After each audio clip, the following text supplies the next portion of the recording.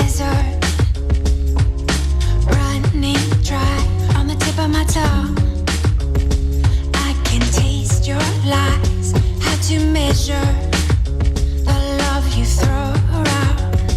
I could never hold you down. One of us will have to take a bow. Feeling you so close to me, we drive around.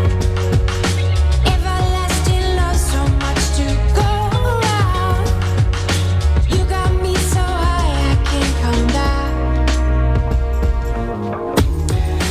It's another great morning right here on the Vooka Breakfast Show. It is Thursday, and a very good morning to everyone who is watching and listening right now. Of course, if you want to watch us live, you can simply head on to YouTube, click the subscription button and the notification button so that whenever we go live, you will be notified. And not forgetting that we're still doing that SIMULCAST where Johannesburg meets Durban airwaves. So do make sure that you tune in on underground radio for audio only, just to enhance that experience of you listening and watching to the show. Of course, if you want to connect with us throughout our social media platforms, we are Vooka Breakfast Show, and it is underground radio DBN on all the social media platforms. My name is Moeketsi Maimane, and I'm happy and excited to be with you on this beautiful Thursday morning, and it is going to be a very beautiful one as we kickstart your day on a very high energetic note. The conversations that we are going to have, because today we're going to be discussing aging, body shaming, and that also speaks about the guests that are going to be joining us, that in which I'm going to be announcing to you. But with that being said, let's just kickstart your day on a very high energetic note with what we call picture of the day. If you can't see, you can only listen to the information that I give you so that you and your family can check out the place. Behind me, there are pictures that are sliding and of course changing, and you're asking yourself, where is that place and when can I go? Trust me, festive, it's coming with a lot of things in which all of us can go and travel, what South Africa has to offer. So for today, we are highlighting Chapman's Peak Drive. Chapman Peak Drive is a breathtaking 9.5 kilometer coastal road carved into the cliffs of Cape Town's Cape Peninsula, linking Hout Bay and Noordhoek with the sweeping views of the Atlantic Ocean. Hugging near the vertical face of Chapman's Peak Mountain, the route, often called the Chappies, was constructed during the World War I and has since become one of the world's most scenic drives, with its dramatic bends, engineering marvels, and postcard perfect vistas. It's a favorite for motorists, cyclists, and sightseers who want to experience Cape Town's rugged beauty in motion. That is a Chapman's Peak Drive. Do make sure that you check it out for more information and the atmosphere it has to offer and the activities that you can do, because whenever we get to a place, we'd like to explore so much more than what it has to offer. So do make sure that you check it out and you enjoy, and let us know if you get there, or if you have been there, just let us know in the comment section that you have been there and you have enjoyed the place. That's all for our picture of the day. Moving on to the guests that I mentioned that are going to be joining us, because today we're going to be talking everything that has to do with our physical movement and our physical well-being. So today we're going to be joined by a duo guest from Phila Sonke Wellness. Laeeqa Sujee is the first guest who's going to be joining us alongside another guest. So Laeeqa Sujee is a physiotherapist by profession. She graduated with her physiotherapy degree from the University of the Witwatersrand and has a postgraduate diploma in interdisciplinary pain management from the University of Cape Town and a Master of Public Health in Social and Behavior Change Communication from the University of Witwatersrand. Alongside her, she is going to be with Phiishe Matlala, who is a biokineticist. She graduated with an honors degree from the University of the Witwatersrand. She opened a biokinetics practice where she practices currently with her team. She serves as a biokineticist for Phila Sonke Wellness Initiative.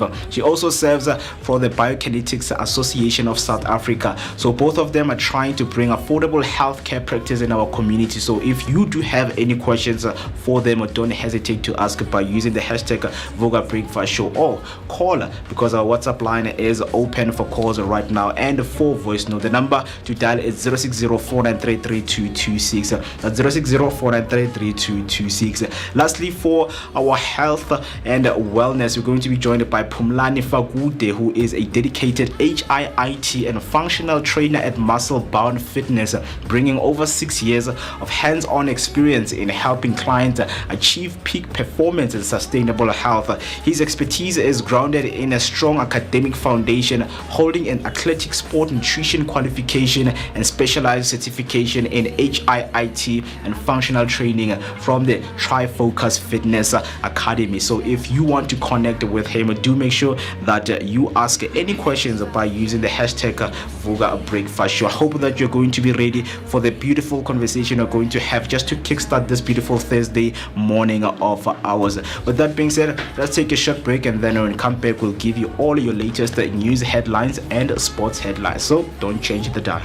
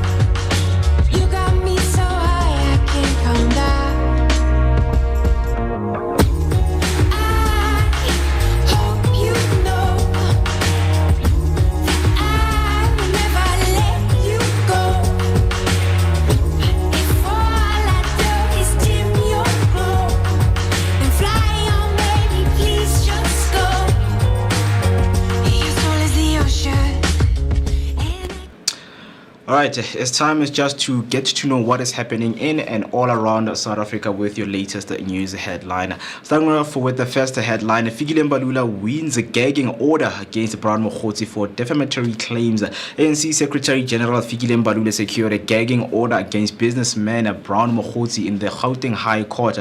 Judge Jacobus Strydom ruled Moeketsi's claim linking Mbalula to Wandile Bozwana's murder and a Free State housing scandal false, defamatory and unlawful. Moeketsi must retract within 48 hours and is barred from repeating the allegations. Fikile Mbalula has scored a legal victory. A Pretoria High Court has granted him a gag order against businessman Brown Moeketsi, ruling that Moeketsi's claims linking Mbalula to the murder of Wandile Bozwana and a Free State housing scandal are defamatory and unlawful. Moeketsi has been ordered to retract the allegations and is barred from repeating them.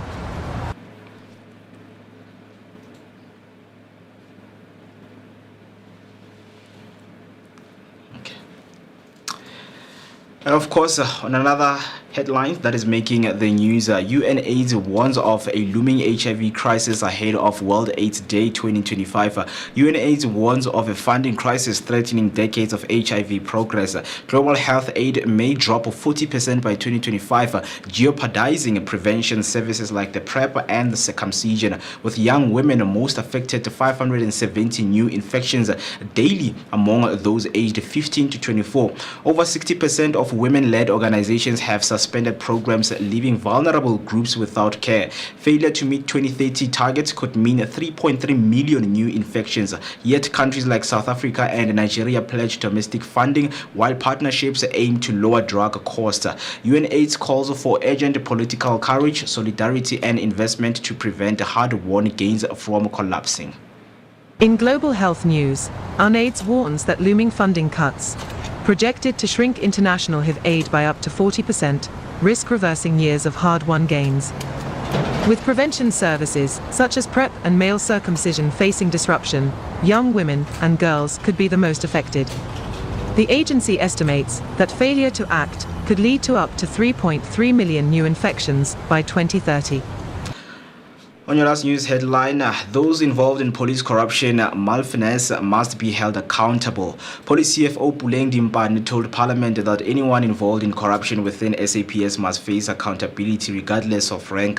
She denied involvement in tender adjudication and any ties to accused contractor Vusi Ket Matlala. Questioned about police capture, Dimpane said she couldn't confirm but stressed the law must act without fear or favor. On the political task team, she clarified she never called for its disbandment, instead supporting its permanence, and accused Senzo Mchunu of misusing her documents as evidence. South African Police Services CFO Puleng Dimpane has told Parliament that anyone found guilty of corruption or malfeasance, regardless of rank, must be held accountable. Dimpane denied any involvement in the controversial tender awarded to contractor Vusi and Cat and Matlala, and affirmed that internal controls must be applied without fear or favor. Heading over right now to your sports news. South Africa condemns India to biggest home test loss for series sweep. South Africa sealed a historic 2-0 series win in India in their first in 25 years with a 408-run victory in Guwahati. Spinner Simon Harmer started with a 6-37 as India collapsed for 140, chasing 549, suffering their biggest home defeat by runs. Marco Johnson impressed with a 6-48 and a quick-fire 93, while Seniran Muthusamy scored his maiden century. Ravindra Jadeja, 54, was India's lone resistance before Keshav Maharaj and Johnson wrapped up the match. The triumph marks South Africa's dominance in a spin condition, echoing their last series win in India under Hansi Cronje in 2000. South Africa have made cricket history, completing a dominant 2-0 series sweep over India, their first Test series win on Indian soil in 25 years. The Proteas sealed the victory with a massive 408-run win in Guwahati. Spinner Simon Harmer was the hero with figures of 6 for 37, as India were dismissed for just 140 while chasing 549. Marco Jansen delivered a brilliant all-round performance, taking 6 for 48 and smashing a quick-fire 93. While Senun Muthusamy celebrated his maiden Test century. India's only resistance came from Ravindra Jadeja with 54, before Keshav Maharaj and Jansen wrapped up the match. A statement victory for South Africa in tough spin conditions.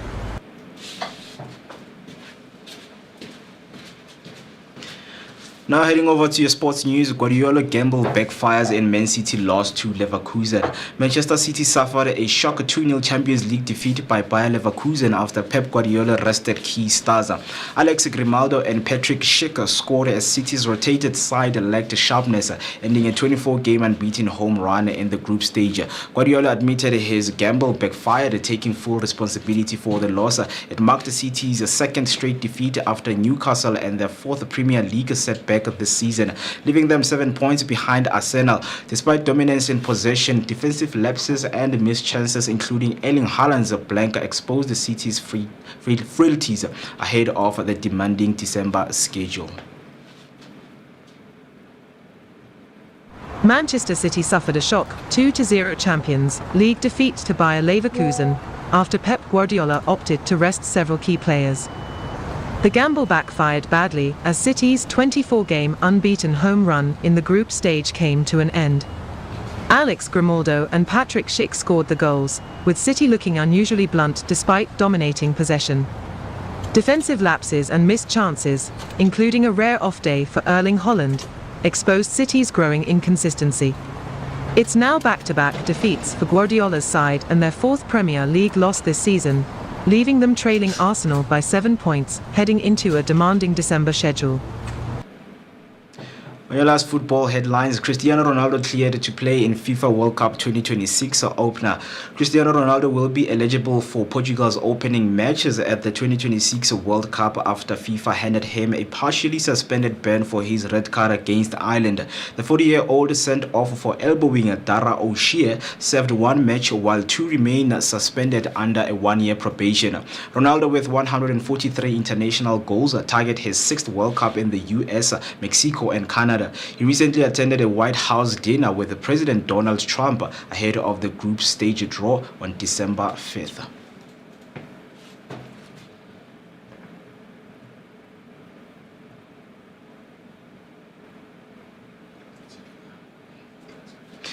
That's all for now. Stay tuned for more sports and news updates throughout the show. Don't forget to share your thoughts on these headlines with us on social media using the hashtag Vooka Breakfast Show, or send us your voice note on 060-493-3226. For now, let us take a short break and give you your latest weather update.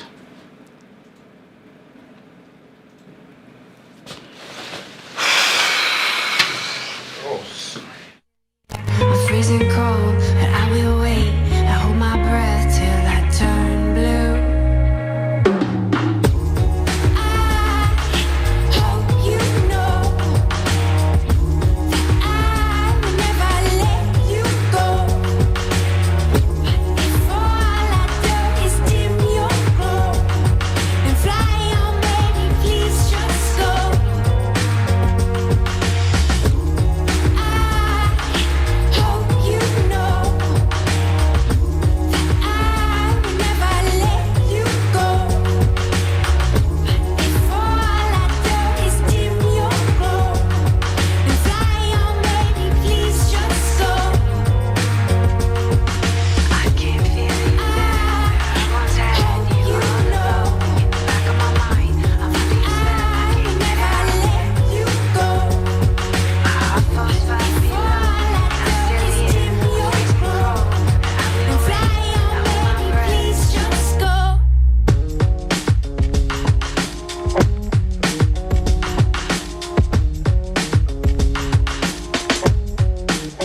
In my mouth is a desert,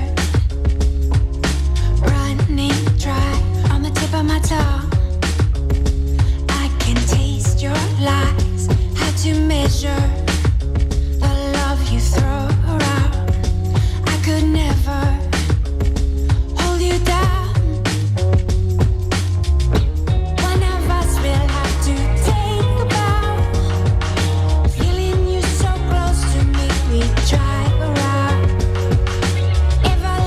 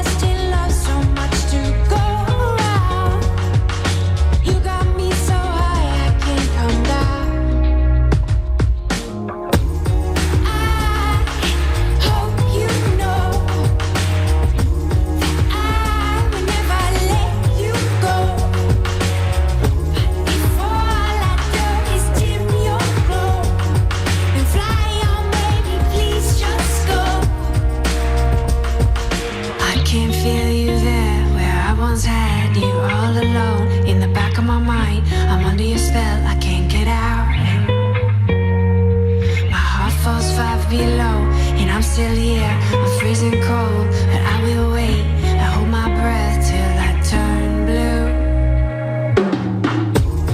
I hope you know that I will never let you go. If all I do is dim your glow and fly on, baby, please just go.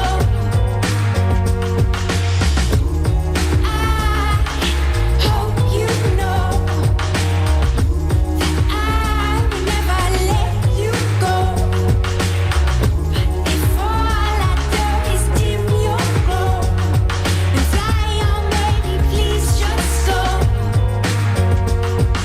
I can feel you there. Once I had you know, in the back of my mind, I'm feeling I will never let you go. My heart falls fast below. I'm still here, facing cold, and fly on, baby, please just go. What's up, fam? You chilling with your boy Moeketsi Maimane, aka Max for maximum temperature. I am the son of Mother Nature. Ako sa namhlakaze re berekisa generator. Let's go.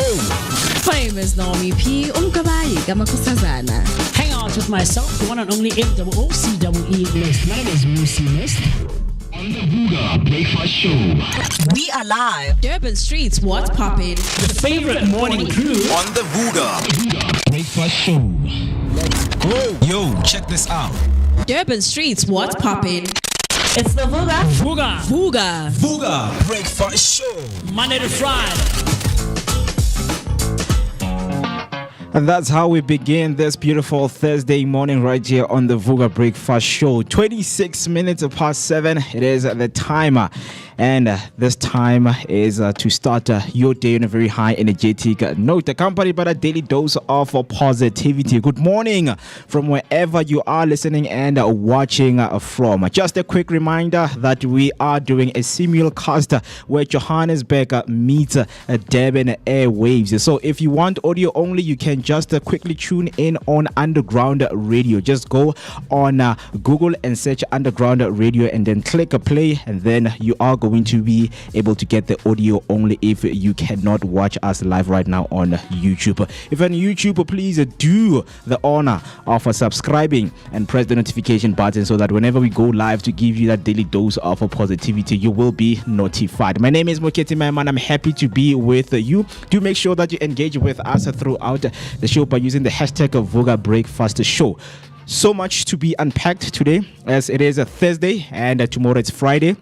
And this is the last week of November. We're just closing everything, and everything involves us having those beautiful and thought-compelling conversations, right? So do make sure that you talk to us. Send your voice note. The number and the WhatsApp line is open right now for calls and for voice note.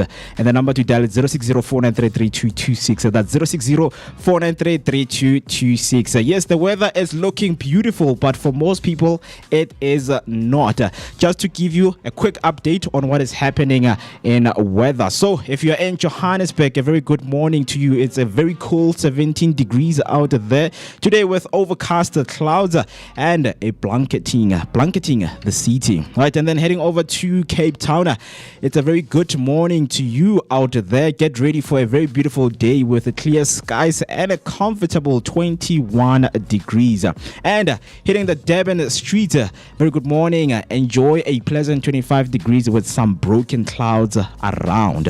And then Pretoria, rise and shine because you will want that extra layer, as we are looking at a cool 19 degrees for you under those overcast skies today. And Bloemfontein, enjoy a comfortable 17 degrees with scattered clouds across the sky today.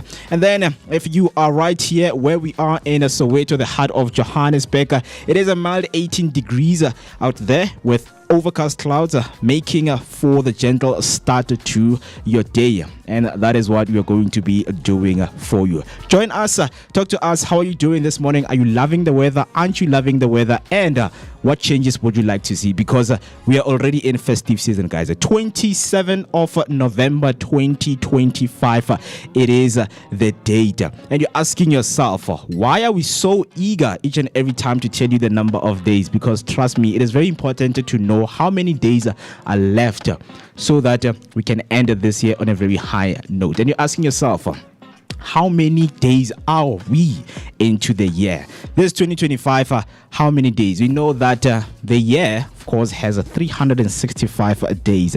But I'm happy to announce that today it is the 331st day into the year. And if it was leap year, it was going to be 332nd, and we are only left with 34 days until we say goodbye to this 2025. And 4 weeks are remaining so that we can say goodbye once again. With that being said, it's time to do that morning check-in with you. Talk to us, engage with us, hashtag Vooka Breakfast Show. You know that we always do that morning check-in so that we can see where are we and where are we going with this beautiful morning of ours. Afriberry, talk to me. Are you good this morning? No, man, I'm doing good. I'm doing fantastic. I'm doing amazing. It's another Thursday. And normally on Thursday, we talk about spirituality. But today, we are coming back with a boom and a bang and a bang. We're coming back with different things, man. And I hope ukuthi right khona lapha yale nami sengifisa ukuthi ngabe sengilapha le gagazini wazi ubani ukuthi manje khona manje benza uthole yadini because vele angifuna ukuya endlini yabona weekend seyicalile phela mo awufuna ukusole yadini mo.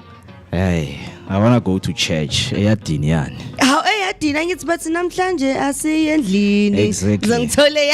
I mean, fact remains that Durban rocks and it will continue to rock. So it will, Eyadini is a place to go to. It's an amazing place. It's fantastic. It's beautiful. And to the underground radio station crew out there, I just hope that you guys are ready for us because I am saying it out into the universe. We shall meet and we will have an amazing get together. But I hope you guys are feeling fantastic and amazing because you know what, as much as it is cloudy, but it's still a beautiful day out there. Yeah, so much to unpack on this beautiful morning, as the time right now is 31 minutes after the hour 7:00, and we're going to be talking everything that has to do with bodily changes, body shaming, and aging, as well as exercise. What is it that we need to do in order for us to keep our bodies in shape, right? And joining us are going to be, of course, people who are in the field, a duo that is going to be joining us right here in studio, talking everything on maybe how to maintain your body, because Laeeqa Sujee and Phiishe Matlala, they are both in the space and in the field of making sure that your physical body is in shape. So Laeeqa Sujee is a physiotherapist by profession. She graduated with her physiotherapy degree from the University of the Witwatersrand and has postgraduate diploma in interdisciplinary pain management from the University of Cape Town and a Master of Public Health and Social Behavior Change Communication from the University of the Witwatersrand. Both of them, they are from the Phumlani Wellness Center. Phiishe Matlala, who is going to be besides her, is a biokineticist, right? She graduated with an honors degree from the University of the Witwatersrand. She opened her practice where she practices currently with her team, and she serves for Phumlani Wellness Initiative. She also serves for the Association of South Africa. So everything physical wellness is what we're going to be touching on. It is going to be our theme. Are you someone who's looking for advices? Are you someone who's looking for tips? You are in the right place. You don't switch the dial, because they are going to be here with us, and we're not going to leave you there, because after them, later, we're also going to be joined by Phumlani Fakude, who's a dedicated HIIT and functional trainer at Muscle Bound Fitness, bridging over 6 years of hands-on experience in helping clients achieve peak performance and sustainable health. His expertise is grounded in strong academic foundation, holding an athletic sport nutrition qualification and specialized certification in HIIT and functional training from a Trifocus Fitness Academy. I know that whenever you hear anything that has to do with fitness, physical attributes, you would want to hear the conversation that we're going to have.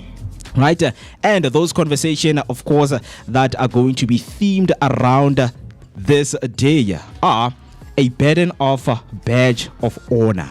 Is aging a blessing or a curse according to you? Right, we're going to be unpacking a lot of that, looking at the shockers and stats. What are the stats saying? What are professionals out there saying? What are the experts saying when it comes to aging and when it comes to, of course, everything that is happening in your body whenever you grow up?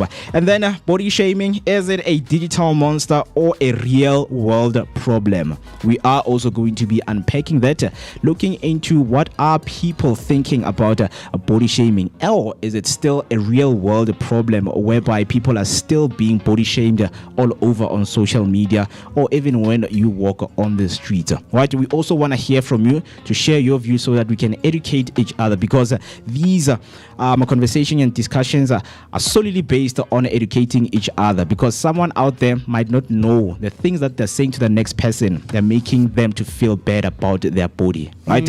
So we're here to educate each other with those discussions. And then lastly, we're going to be, of course, those are the talking points for this morning. But the first one that we're going to be breaking the ice with, just to get this morning going, is love in the age of the algorithms.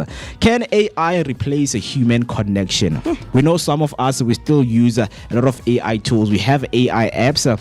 So, in your experience when using AI, do you feel like it is closer to human connection, or it is near in replacing the human connection? That is what we want to hear from you. You need to talk to us. Yeah, so let's start here. If you received a message, a birthday wish, or even a love message, and you discover that the person that sent you this message generated it using AI. Ooh. So initially your thoughts are, wow, this is excellent, proper, I love it. And then you discover that it was sent via AI. How would you feel?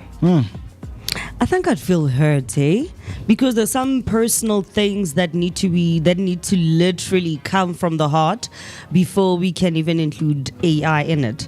So for me, I don't think AI could actually replace the human touch or the personal touch, because AI does not have emotions. As much as you may use AI to generate a message, because it's going according to how people's algorithms are used all over the world. So yes, it'll help you generate that heartfelt message, but as soon as a person finds out that you didn't literally write it from the heart, some people get hurt. For me personally, I would also get hurt.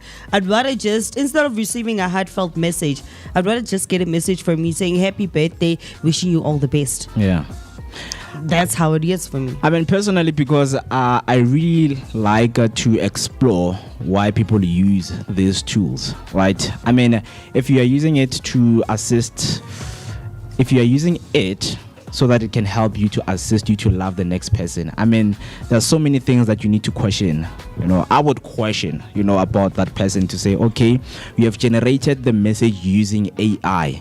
That means you are failing yourself. If I take AI out of this relationship, that means me and you, we are not going to work. So I'd rather find out first, why did the person generate the message using the AI? And then we will discuss after, what do we do? Do you still want to learn about natural human nature connection, whereby physical contact is a thing? I talk to you and then you respond. Rather than I ask you a question, then you generate a question from your AI, and then chat or whatever AI tool you're using is giving you the answer. Right. So most of you, or you would feel hurt, or you would question first, right? So now there are apps that are circulating the internet, the app stores, the play stores, and you can actually download a companion, and this companion talks to you. They say sweet things. They do all the things that a partner is supposed to do. Yeah. Now, taking it a step further, it's going to become affordable to own these virtual reality headsets. So you could be in a virtual environment with your AI girlfriend. Yeah. And think about AI, the way you would talk and communicate with it. Right now, as it stands, it's really advanced. Yeah. Where you can have these small nuances like a chuckle, a laughter here and there, a encouragement, keep going, keep doing what you do. I love you. Yeah. You're beautiful. Yeah. All of these things, AI can do it. And we're talking about the standard generative models of ChatGPT, Yeah. Gemini, Copilot.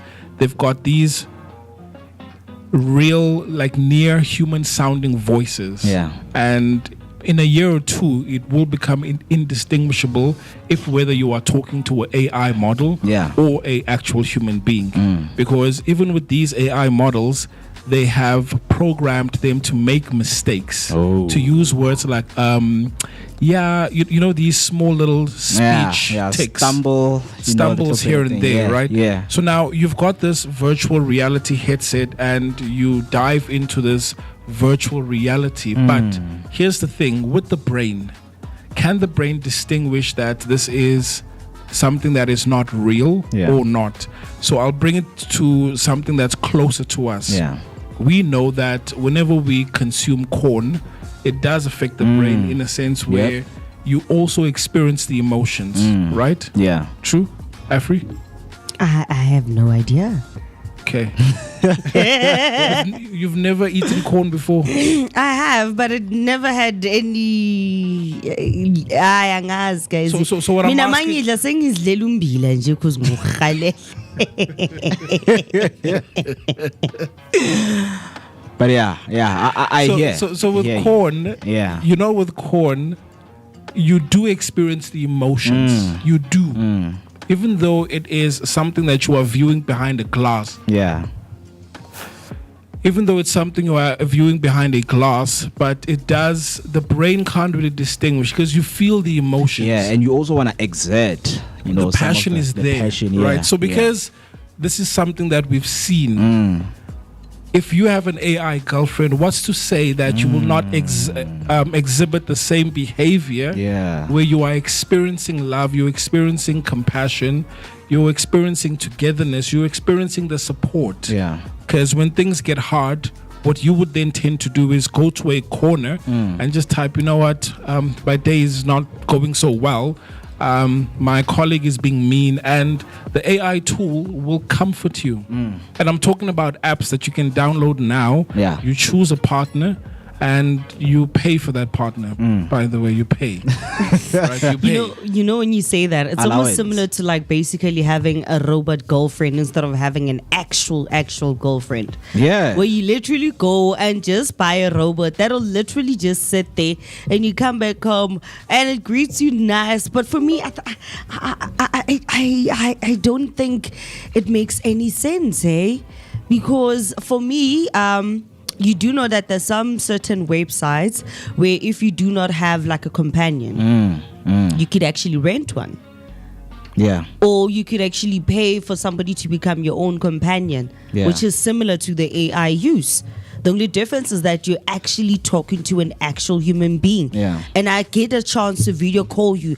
Hi, babe. How are you? Now I'm okay. And I'm just your virtual girlfriend, your paid girlfriend that's actually on the other side. So for me, I think that'll be much more better compared to actually having an AI-generated girlfriend. Of which you're probably right.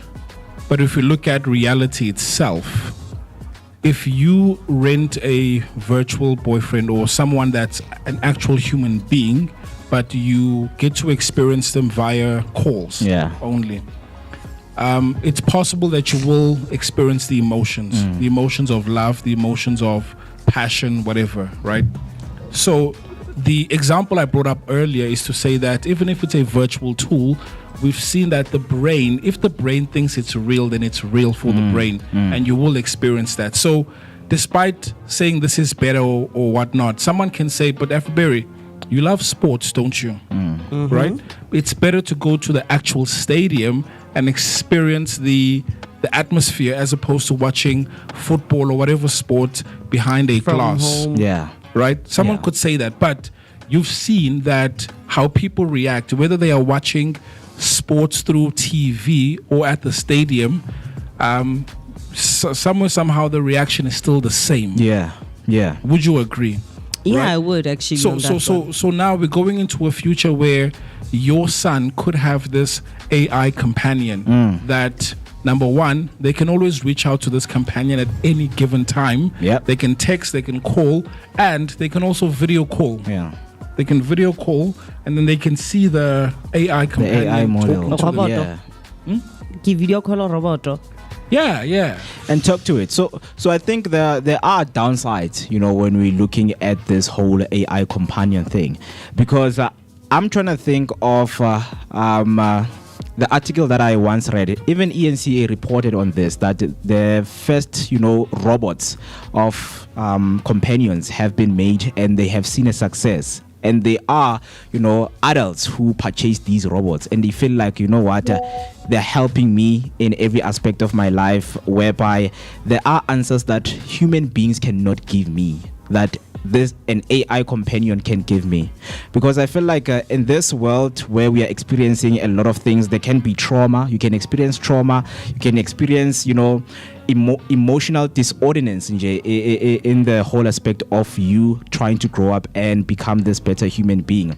So there is a good side and there is a bad side to it, because yes, till today there are humans who cannot explain some emotions to other people, right?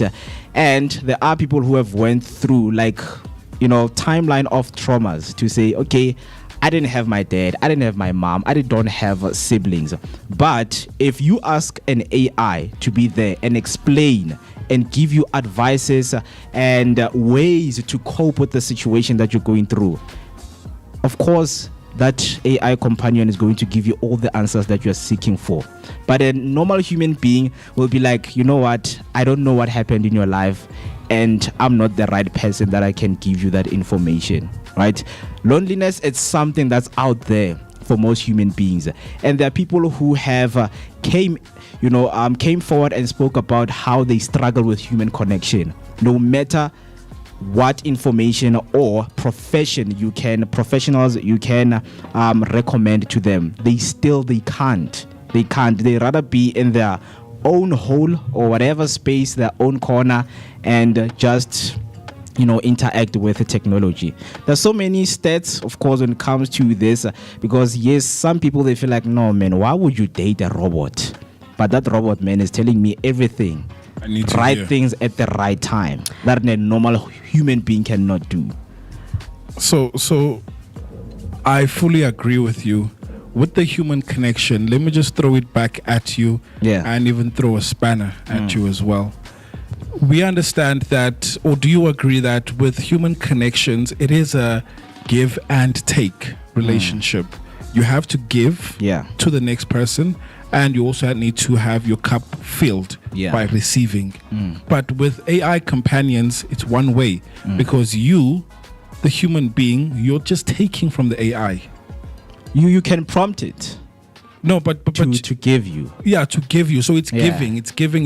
What are you giving? So I'm asking about, and I'm not bashing people that struggle with human connections. All I'm asking or recognizing is that whenever you are in a relationship, you relate to the other person, and it's a give and receive kind of a relationship. But now, if you are with the AI companion, it is one way, because the AI doesn't come to you and say, look, I'm having a bad day. Then you're the one that needs to support the AI. So it's a one-way relationship. So if someone is struggling with relationships, I would say, and this is not coming from someone who's qualified, but just from observing, that you have to give also.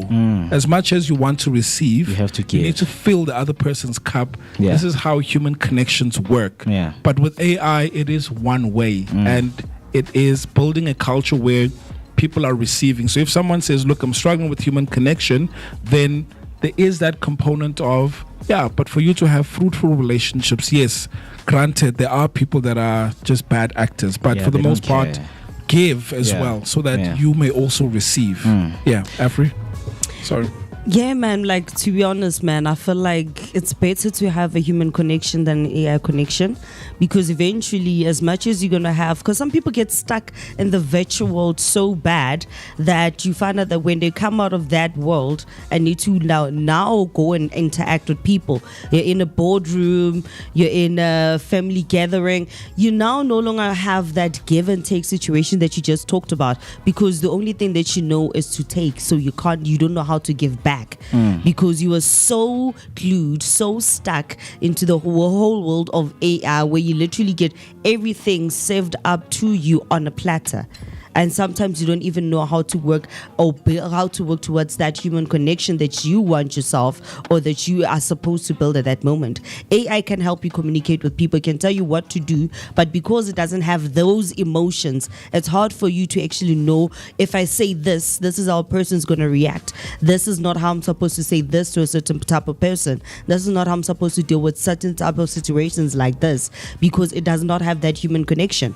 It lacks empathy. There's no emotions. Yeah, so there was an episode that I watched on Diary of a CEO. So Steve brought a neuroscientist, and I forgot what this other guy is, right? And Steve presented this AI girlfriend model to the guys, and they asked it questions, right? And it said, like, everything, that a normal human being can say, like a girlfriend can say, right? And they were like, this is dangerous to today's society, because there are adults who want to live in their old world with these kind of things. But now the problem is the society that we live in, we have kids around. So how do you now, prompt this thing to a point that it can realize or can detect that whoever that is speaking to, it's a minor, right? So these kids are going to be programmed and wired into thinking, the way this AI model thinks. Because right now I'm thinking about how we have been programmed till today, because the human connection, a little bit, we are being stripped away from it. Now we have apps that we can talk to, each other. I mean, back in the days, you would just go to your friend and knock and ask for them. That's basic human connection. Or sometimes right now, you'd write a letter. Yeah. But right now, you basically just have WhatsApp. You don't necessarily need to write a letter that'll go to a different province and actually wait for the response. But you see, one could also ask that, yes, we are talking about something that could potentially damage the very fabric of human existence. But something that we are doing right now is that your screen on time right now, how much time do you spend using digital assets? Because we are worried about these tools that will take over the minds of our kids or upcoming generation. But right now, as we are talking, how much is your screen on time? Because if we were to classify AI companions through different categories, we could still say that it is a digital tool. But we do make use of digital tools, whether it's our TVs or smartphones or laptops. So how much time do we spend on these devices where we are occupied? And not even to mention social media. We spend a lot of time on social media, which then cuts the human interaction. So this is just a progression of social media or digital screen on time. So one can say, look, it's better if we connect, but you're on social media, you are on, so it's something that we are doing. And just before I hand it over to you guys, I just remember, because I was old enough when Facebook came out in 2009. It revolutionized the world, and everyone was connecting. And there was benefits, right? Where we went to school together. At the time, there wasn't that much smartphones, but we could then connect after school, after high school. It was awesome. So when you fast forward years later, that very same tool that was supposed to be a tool to unite us created this segregation where we no longer meet and talk in person. Right? So the question here is, whenever someone says, yeah, but this thing is going to take over and whatnot, but let us also recognize that we are also in that pot as well. Yeah, we are feeding it this thing. Because a same example is, the Matrix explains everything, that you want to feel unplugged, but you're still taking the pill, Right now in our communities, right, we are like, foreigners must go. The shops, foreigners must go. But you are the one who's going to the shops to buy. Like, mabahambe, but tomorrow you wake up and buy. Mabahambe, tomorrow you are the one who's like, okay, let them come and sell in my house. So these people, they know, they are studying, human behavior. They're not doing these things because, okay, let's try. But now they're trying to get into our consciousness now. Now they are studying us to a point that they know how we are going to react to these things. Once this thing is prompted and starts talking to you, trust me, there's no going back. Yes, because now your mind is going to be programmed to a point that you are used to this person who's speaking so perfect. They're so precise with everything that they give. And then you go to a normal human being. Hey, man, I'm going through a lot. They're like, hey, I saw go and they're like, okay, then I feel like, we are not going to go anywhere. But of course, there's a psychology behind what we are talking about right here, because the context of this is like apps like Replica and AI companions are booming globally right now, and South Africa isn't far behind. But here's something that people should look out for. If people start forming emotional bonds with AI, what does that mean for real relationships? Are we entering an era where love is coded and not felt? Right?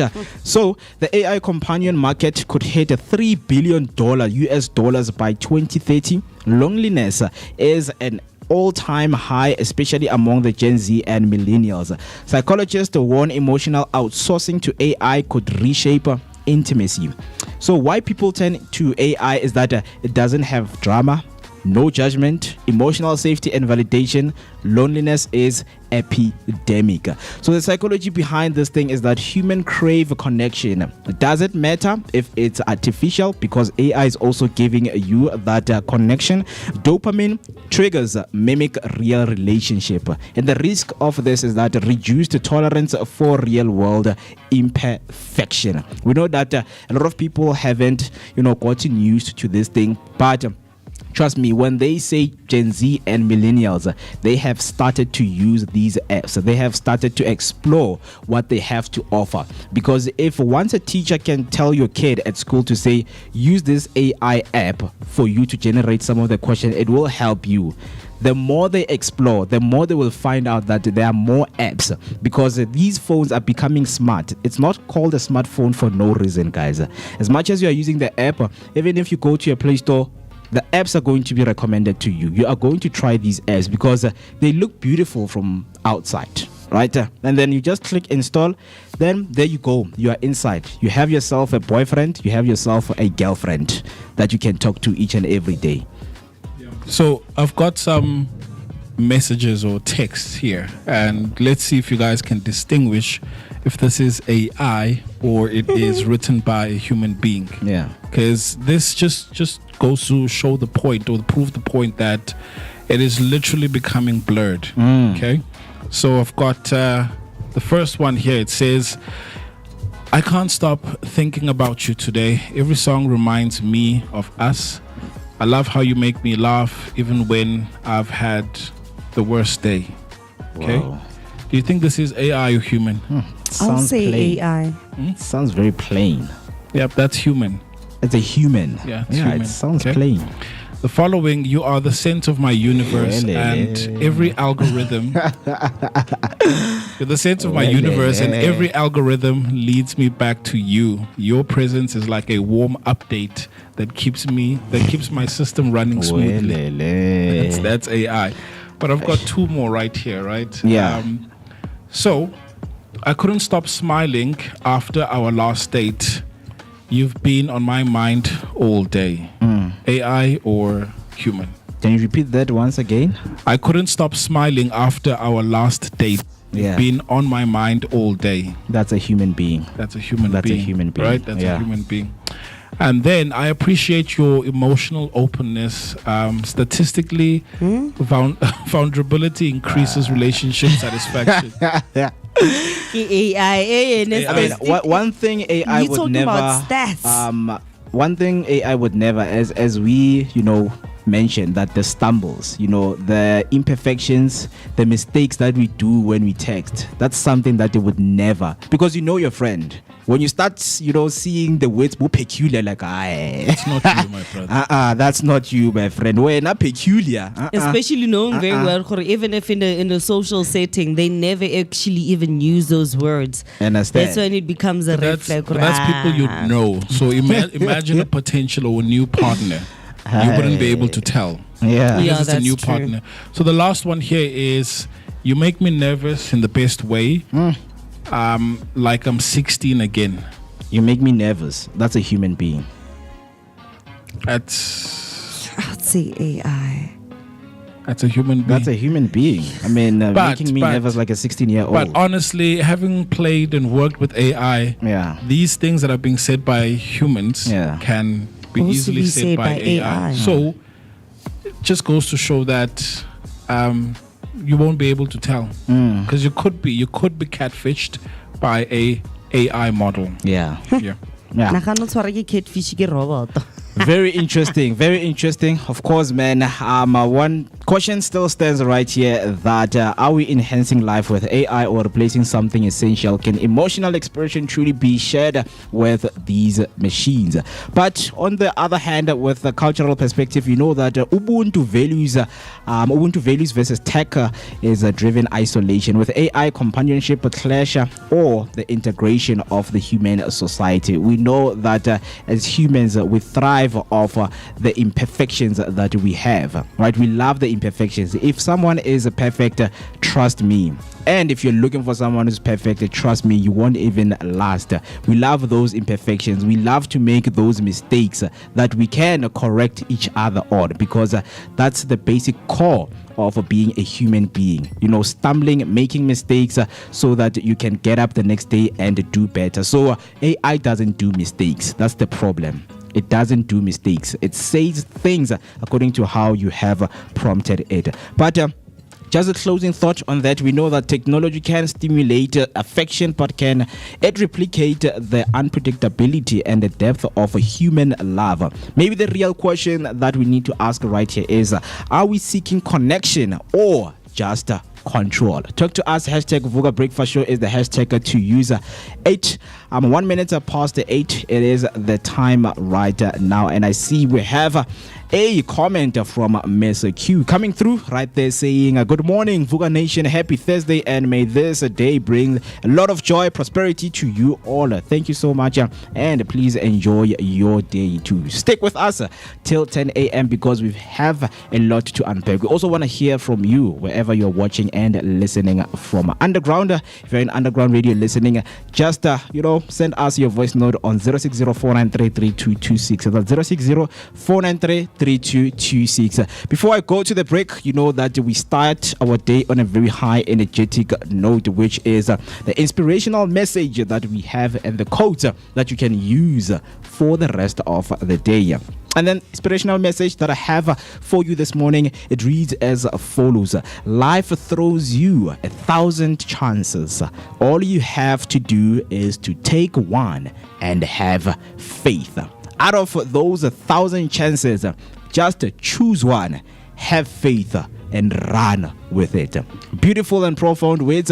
And another quote, one of the quotes that we have for you from Mark Twain, says the two most important days in your life are the day you are born and the day you find out why you were born, by seeking your purpose.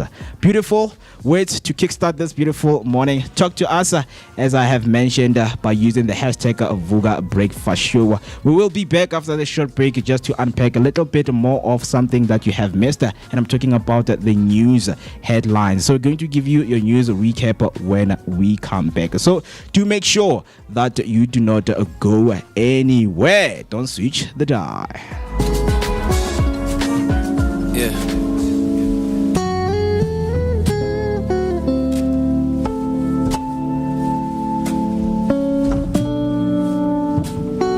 Yeah. Okay.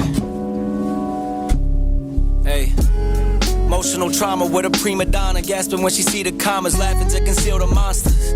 I feel like Kanye when he lost his Donda. When my father left me, you were there to heal the pain I conquered. I never pay you back for what that meant to me. Some scars just fade physically, but never leave mentally. It's where people spiritually connected turn to enemies, and memories turn to villain origin accessories.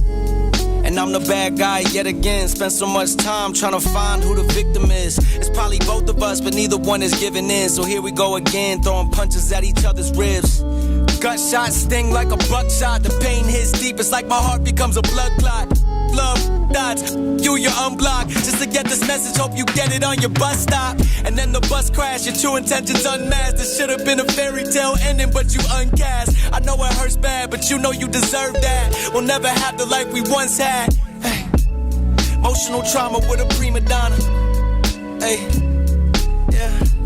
Emotional trauma with you. I got my problems with you, but I can never get away. I wish my brain had a hard drive that I could reset. Wish I made the right decisions, but it's hard to reject. Moving on, but shit, you got me on both sides of the fence. Left your mark forever, that's without a scar on the flesh. Wish that I was sick and didn't hit the bar when we met. And spent my money time with you just to be in this debt. See you happy somewhere else while I've been filled with regret. Try to find someone to blame, but it's just cause and effect. Hey. I thought that was the truth, cause nothing lasts forever, that's except for me and you.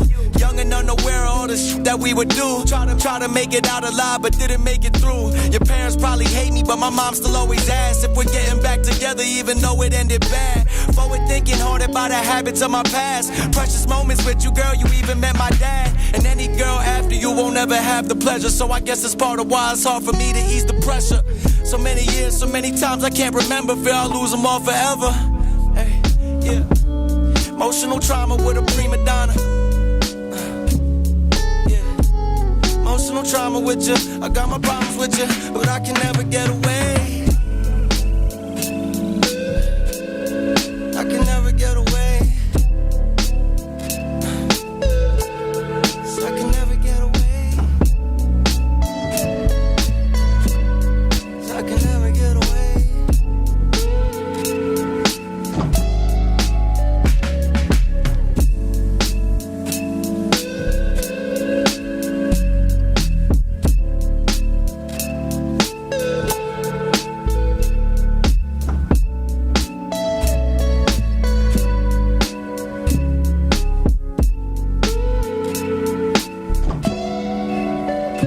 Check this out.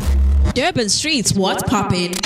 It's the Vooka Breakfast Show. Monday to Friday. We are live. Durban streets, what's poppin'? The favorite morning crew On the Vooka Breakfast Show. Let's go. What's up, fam? You chilling with your boy Moeketsi Maimane, aka Max for maximum temperature. I am the son of Mother Nature. Let's go. My name is Naomi P. Hang out with myself, the one and only MOOCEE List. My name is Moeketsi List. On the Vooka Breakfast Show.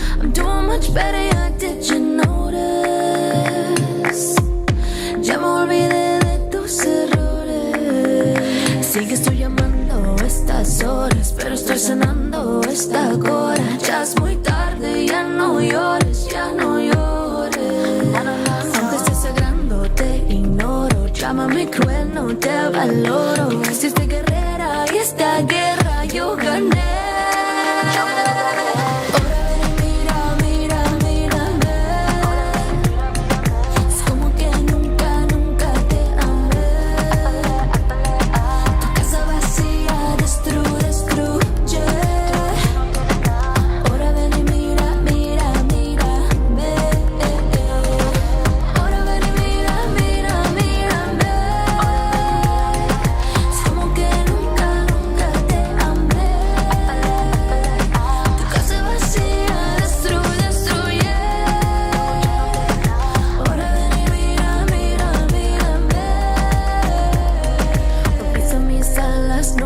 vuelo, hoy soy más fuerte, soco el cielo. Ya no me quiebro, ya no te espero. Fui prisionera, hoy soy mi imperio. Esencia es una trampa, la que nunca escaparás.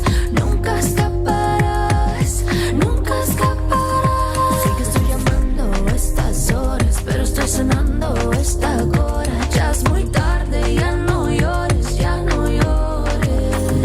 Aunque estoy sangrando, te ignoro. Llámame cruel, no te valoro. Y si fui guerrera y esta guerra yo gané. Ahora ven y mira, mira, mírame. Es como que nunca, nunca te amé. Tu casa vacía, destruye.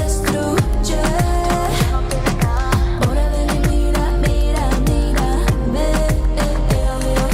Ahora ven y mira, mira, mírame.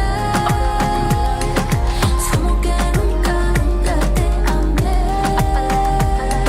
Tu casa vacía, destruye. Ahora ven y mira, mira, mírame.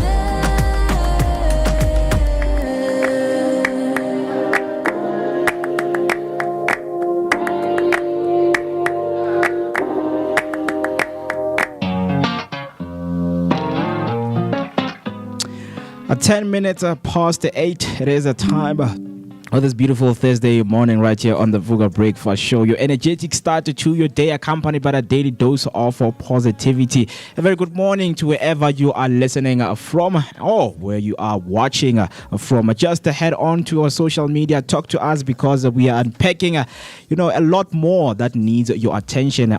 A lot more that needs your opinions and your sentiments. So let us connect and let us engage on this beautiful Thursday morning. Before the break, I just told you that we're going to be heading over to the news recap that you have missed when we started the show. So let me just get straight into it. The first headline that we have for this morning is that Phumlani Mbalula wins the gagging order over defamatory allegation. ANC Secretary General Phumlani Mbalula has secured a gagging order in the Gauteng High Court against the businessman Brown Moeketsi. Judge Jacobus Stridoma ruled that Moeketsi's allegation linking Mbalula to businessman Wandile Bozwana's murder and a Free State housing corruption scandal were false, defamatory, and unlawful. Phumlani Mbalula has scored a legal victory. A Pretoria High Court has granted him a gag order against businessman Brown Moeketsi, ruling that Moeketsi's claims linking Mbalula to the murder of Wandile Bozwana and a Free State housing scandal are defamatory and unlawful. Moeketsi has been ordered to retract the allegations and is barred from repeating them. So what's next right now is that Moeketsi has 48 hours to issue a full public retraction. The order bans him from repeating the claims in any form, including social media. Failure to comply may lead to contempt or for court proceedings. And then on a second headline, UNAIDS warns of a looming HIV funding crisis ahead of World AIDS Day in 2025. UNAIDS says the world is on the brink of a major HIV resurgence as global health funding is expected to drop by up to 40% by 2025. The organization warns this could reverse decades of progress, particularly affecting young women who currently face 570 new infections every day in the 15 to 24 age group. In global health news, UNAIDS warns that looming funding cuts, projected to shrink international HIV aid by up to 40%, risk reversing years of hard-won gains. With prevention services, such as PrEP and male circumcision facing disruption, young women and girls could be the most affected. The agency estimates that failure to act could lead to up to 3.3 million new infections by 2030. What's next is the UNAIDS is calling for political courage and renewed international investment. World AIDS Day 2025 is expected to focus strongly on funding sustainability and gender inequalities. Without intervention, the global community will fail to meet the 2030 HIV elimination target. On your last news recap, SAPS CFO says anyone involved in corruption must face consequences. SAPS Chief Financial Officer of Buleng Dimpane has told the Parliament Parliament that no one involved in corruption within the police should escape accountability, regardless of their rank. This follows her appearance before the ad hoc committee on police capture, where she was questioned about tender processes and alleged ties to controversial contractor Vusimuzi Cat Matlala. South African Police Services CFO Puling Dimpane has told Parliament that anyone found guilty of corruption or malfeasance, regardless of rank, must be held accountable. Dimpane denied any involvement in the controversial tender awarded to contractor Vusimuzi and quote, Cat and quote, Matlala, and affirmed that internal controls must be applied without fear or favour. What's next as Parliament will continue its probe into police capture and procurement corruption. Dimpane may be recalled if further evidence or testimony is required. The political killing task team's future will be a key point of a debate as provinces continue to face escalating political violence. That's all for your news recap. If you happen to have any sentiment or opinion you want to share with us, do make sure to hop on in the comments section by using the hashtag Vooka Breakfast Show, or call us because the WhatsApp line is open for voice notes and for calls. 06049333226. That is the number that you need to call us. And in another, of course, conversation that we have, as much as we were doing the news, one person would say, watching news makes you an older person. And you're like, okay, does watching news come with aging or something else? If you are someone who is watching news, are you someone who wants to be informed, or are you someone who's aging? You feel like, you know what? Nah, man. I feel like my time here is coming short. So I just need to be updated with what is going on. Because trust me, if you are young and you are free and you're living your wildest life out there, you wouldn't care what is happening. You wouldn't care about the G20. You wouldn't care who's the president of South Africa, because right now you don't care at all. So that is what we're going to be talking about right here. Is aging a blessing or a curse? Before we get deep into it, do you think aging is a blessing or a curse, according to you?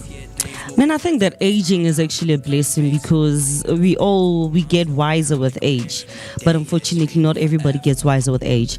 But yes, for me, I think it is a blessing, because you know what, fine wine tastes better once it's aged. Yeah. Before I give you a scenario, there is a comment that came through right there on YouTube. Phumlani Mambazo. Good morning, Vooka Nation. This is Lungile, Phumlani's sister. We are watching Mtase, muscle bond to the world. And of course, they are referring to Phumlani Fakude, who is a dedicated HIIT, who is going to be joining us right here on the Vooka Breakfast Show. And I hope that you won't miss the conversation that we are going to have with him. So please do make sure that you stick around. But sticking around means talking to us and engaging with us with the discussions that we are having right here, because we are talking about aging. Is it a blessing or a curse? I know you want to say something right now. Say it now. Do you feel like if you age, it's a blessing that you are given to God, or it's a curse? Because if you are 80-something years old, 90-something years old, you're going to feel like there's a lot of bad things that happen into your life, and you just want your life to be taken away. So that is what we're discussing right now. So I just want you to picture this, right? You're at a family gathering and someone jokes about turning 40 like it's the end of the world. Oh, I'm Jala, 40. That is a dinosaur right there moving, right? And then, meanwhile, in another corner, an elderly proudly shares wisdom from decades of experience. Two different attitudes towards aging, one filled with dread, the other one with pride. Why is that in some spaces, aging feels like a curse, while in others it's celebrated as a privilege? In South Africa, where Ubuntu and respect for elders are deeply rooted, we still see a growing obsession with youth. From anti-aging creams to social media filters that erase wrinkles, it begs the question: has aging lost its honor in modern society, or is it still a symbol of wisdom and resilience? Talk to us. If you see someone who is aging, you feel like, that time is chai. I mean, that's what we are doing right now to our members of parliament, because some of them, they're sleeping because of age. I mean, we want people who are fresh enough to deal with the young people's problem, all the challenges that the country is facing right now. But for you growing up, I mean, maybe you are 30 years right now, you are 29 or 40 years, 50 years, 60 years and above. I mean, Yesterday we were celebrating your grandmother's birthday. 82 years of grace. 86 years of grace. 86. Yeah. I mean, for someone who is 20, 21, 80 to them, it's a myth, man. It's like there's no way I'm getting there. I mean, it's lifestyle choices at the end of the day. So remember, I think it was early this year where we were talking about how people refer to us based on age, where your age group will say Grootman or will say Time Alami, where it's like, okay, but guys, we're not saying we've got a problem with being called those titles. It's just that coming from you my peer, you can't say Grootman. But we understand that the term Grootman means, someone who is grown and respected in the industry. It's cool. But then you get, Afriberry going to the mall, and then someone who your age group says, what's the word they use again? Which one? Maoledi to you, right? I can even see your reaction right there. So someone uses that. So we get it. We get it that it is something that we are coining as a societal, lack of a better word, a societal meme, if I may say, right? So if someone calls you that, do you have a problem? I do, my guy, because I think, when it comes to the whole name per se, especially when you say Maoledi for me, it's somebody that I reference in like the mid 40s, late 40s, or 50s. Yeah, somebody once called me that. I was like, Antoine. Armana, shorty moms. I was like, no. I'd rather have you call me with my name or just call me sis. Aren't you a mother, Kanti? There's a difference. For me, it's about the aging of it. We all know at this moment. We all know that you can't call me timer. I don't have a kid. I don't have a child, so you can't call me timer. That's the thing, that because it literally has nothing to do whether you have a kid or not, but because of the age and where you are at in life, a person can generally call you timer. Why? Why are you calling me timer? Mo. But why? Uncle Mo, Mo, like. But Uncle makes more sense because yes, I do have nephews at home. But now call me timer for what? Because you can't call me timer while I don't have a child, and then I still call my dad timer. So it doesn't make sense. So if I call you Maoledi, it's a form of respect to say motherhood. Understand? Maoledi, I see you, I respect you. It's not a thing of, it's an aging thing or something else beyond that. It's a form of respect, if I can put it like that. Then just call me sis or just call me aunt. So even the kids in my street, they know very well. Plan footy for me, it's worse because ke also wa motlati. Okay. Because my little brother, the one that comes after me, ke motlati. Yeah. So ke also wa motlati or ke mama tiamo. But it's very rare for them to actually call me Maoledi. It's going to be some other random kid that I don't even know, that doesn't even live in my street or live anywhere close to me. Maoledi. Yeah. I'm an aunties. I'm like, no, man. I'm like, I haven't even reached 35 yet. So for me, it doesn't make any sense. Yeah. Because I think that when you put a title to that, there's like some certain elements that need to be met with it. Yeah. My old lady, I'm not yet in my prime per se. So no, man, just call me sis once. I mean, you know that right now a lot of people are dealing with a mental battle, which many dread birthdays. If you turn 30 years, they feel like, yay, you are almost there. Oh, lucky for me, I don't dread. Grandfather. Lucky for me, I don't dread my birthdays. I carry my age with pride. Yeah. That's one thing that I've actually been able to pride myself in. Yeah. The fact that when you ask some girls are like, how old is like, no, why are you asking me? No, you know what? I'm 25. That time thing is 35. Me, I carry it with grace, and I love it. I acknowledge the fact that I'm getting older. So till today, I don't understand this aphorism of a girl doesn't tell its age. Oh yes, even why? Me, I'm still yet to understand. How that. old are you? I'm 29, turning 30. So why is it for other people that like a girl doesn't tell their age? And hence I'm saying that I literally don't understand, because for me I guess I'm built different, but for me it's my pride. If you ask me how old I am, I'm gonna tell you, no, I'm turning 28, and I'm gonna tell you with pride, next month is my birthday month, I'm turning 30, like with such excitement, with huge excitement, because for me it's not a shame. It's because most people couldn't reach 29. Most people can't even reach 30. Some people had their life cut very short. So for me, I will embrace each and every single step. When I turn 45 next year, I'll still say with pride, no, I'm turning 45. Because some people couldn't even reach that age due to so many different circumstances. It's a blessing. It's a blessing. So for me, absolutely. hence I carry my age with pride, because it's a blessing. The fact that I could get to 30. In this day and age, a lot of people, and especially a lot of young South Africans, unfortunately are dying like nobody's business. And it's due to so many different things. So for me, the fact that I can grow a year older again and still live to see another year means a lot to me. And to flip the script, if you would see, research shows that happiness often increases after 50 years. Fewer insecurities and more self-acceptance with yourself. You just accept that you are old, right?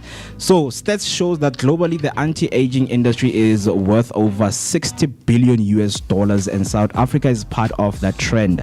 People spend thousands to look younger, even as life expectancy rises. A recent study found that ageism, discrimination based on age, is one of the most widespread forms of prejudice, often overlooked compared to racism or sexism. Psychologists say our fear of aging is linked to morality and anxiety. The older we get, the closer we feel to the end. It's chai. Yep, that's true, man. Because the older you get, you feel like, hey, I'm on my way out. Do you feel like that? Not at this moment, but I can imagine. Like, let me just add 10 years right now. Hey, guys, if I add 10 years, it means now I am closer to 50.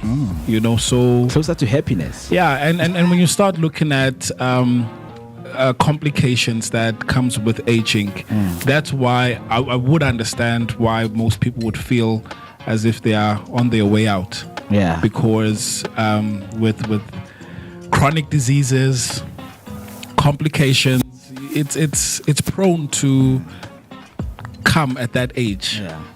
So I get it. I mean, more than anything nowadays, for when people are aging, they're just looking at, what do I have right now? I mean, I'm 40, I don't have a house, I don't have a car, I don't have a girlfriend, I don't have a child. I mean, what am I doing? Right? So it comes with a lot of things. I mean, nowadays, because when research shows that if you turn 50, you tend to, have less things to worry about, and you are more happier. I mean, nowadays it's a different context. We view it in a different context, whereby you are scared that, oh my goodness, I don't even have a will at the age of 50 years. Yeah. What is it are you going to leave Not behind? unless you turn 50 and you have to worry about your teenagers at that time. But I think in terms of satisfaction, mostly at 40, 50, where we strike a nice balance where the car is paid off, the house is paid off. So what would stress a lot of people, I think at that age, that thing has been covered, except for your teenagers. Yeah, I think for my grandmother, she's getting stressed by her kid because the kid is still in grade 2. Wait, as in like her kid? Her kid, my grandmother is 51 and she has an 8-year-old. The drama in my family, my guy, I tell you. Yeah, that's new. Because I keep looking at her and then I look at the kid, I'm like, yo, firstborn is in university right now. I'm like, you still got a long way, you. I'm like, this is around about the time when she's supposed to be relaxing, because the firstborn is in varsity right now in Stellenbosch. Mara, she is an 8-year-old. So how old was she when she got the 8-year-old? She was like in her early 40s, if I'm correct. And it came as a shock. Not Ismanyela Chigichigao Ganti Joe. Ganti, you're not in your menopausal stage. I was like, Coco is pregnant. Coco's pregnant. Coco now. I imagine, because culturally, so to speak, I have an 8-year-old uncle. Oh. But yeah, on that, we're still going to go back and discuss this. On a closing thought, we know that aging is inevitable, but how we frame it as decline or as evolution shapes our experience. Maybe the real question that we need to ask right now is, are we aging or are we simply living? Because the most important thing to take out of this is to live and have beautiful experiences with the people that you meet in your life, right? 28 minutes past 8, it is the time. Some comments came through from Ms. Tembingli saying, a very good morning, Vooka team, Vooka Nation, and the Underground Radio DBN team on a very lovely, cool Thursday. Hashtag Vooka Breakfast Show, hashtag Sivugile. Then she comes through saying, wishing you a wonderful, blessed Thursday morning. Stay focused and stay safe. Thank you so much. Mommy. Yeah. And then after the break, we are, of course, going to be hanging around with Laeeqa Sujee, who is a physiotherapist by profession. She graduated with her physiotherapy degree from the University of the Witwatersrand. And then besides her, she's going to be with Phiishe Matlala, who is a biokineticist. She graduated with an honors degree in University of the Witwatersrand. Currently, they're both serving at Pila Sonke Wellness Initiative. So if you do happen to have any questions for them, do make sure to hop on the comment section or send your voice note on 0604933226. That's 0604933226. What I'm going to do right now is to take a short break, and then when we come back, we are going to be hanging out with them. So do make sure you don't switch the dial.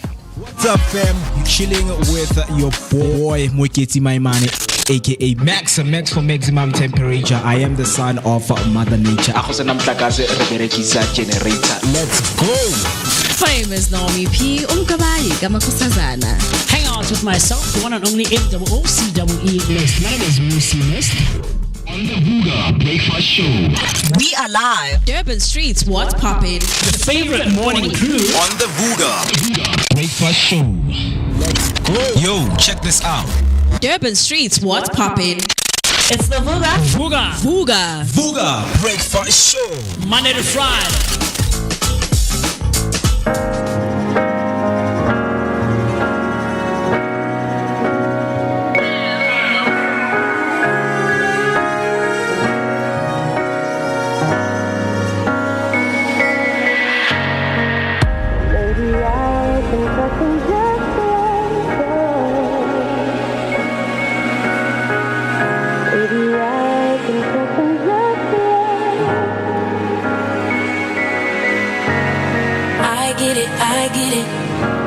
Guess I get it now. Life is taking enough from me. Think I just need security. Yeah. So crazy how anything can happen. Hedging my bets so desperately. Building sand castles on the calm seas. Looking for a guarantee.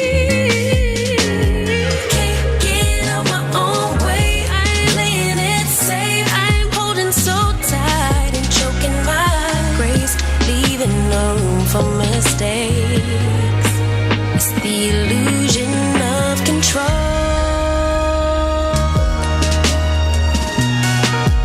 Can't take it with you when you go.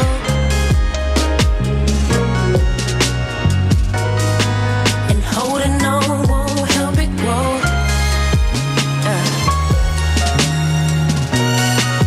Can't take it with you when you go.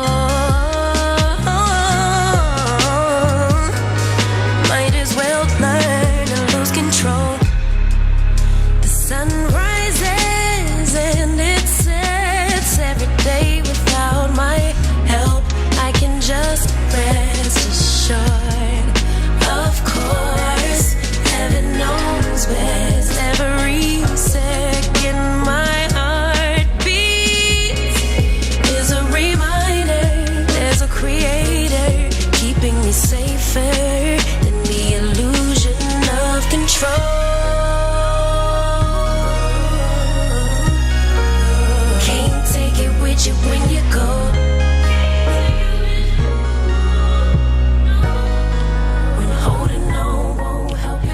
are still giving you that energetic start to your day, accompanied by that daily dose of positivity. Do make sure that you engage with us, you talk to us, and of course, if you want to call in or send your voice note, the WhatsApp line is open for calls and voice note. The number to dial is 0604933226. That's 0604933226. Still in conversation about the aging aspect of your life, body shaming and all of that. Joining me are two professionals who are going to break down some of the misconceptions, the myths, and everything that needs to be discussed right here. Before the break, I introduced them, but I think right now it's a time to hand it over to them and introduce themselves, because I feel like maybe I mispronounced your words, guys, your names, I mean, sorry. But with that being said, a very good morning to the both of you. How are you doing this morning?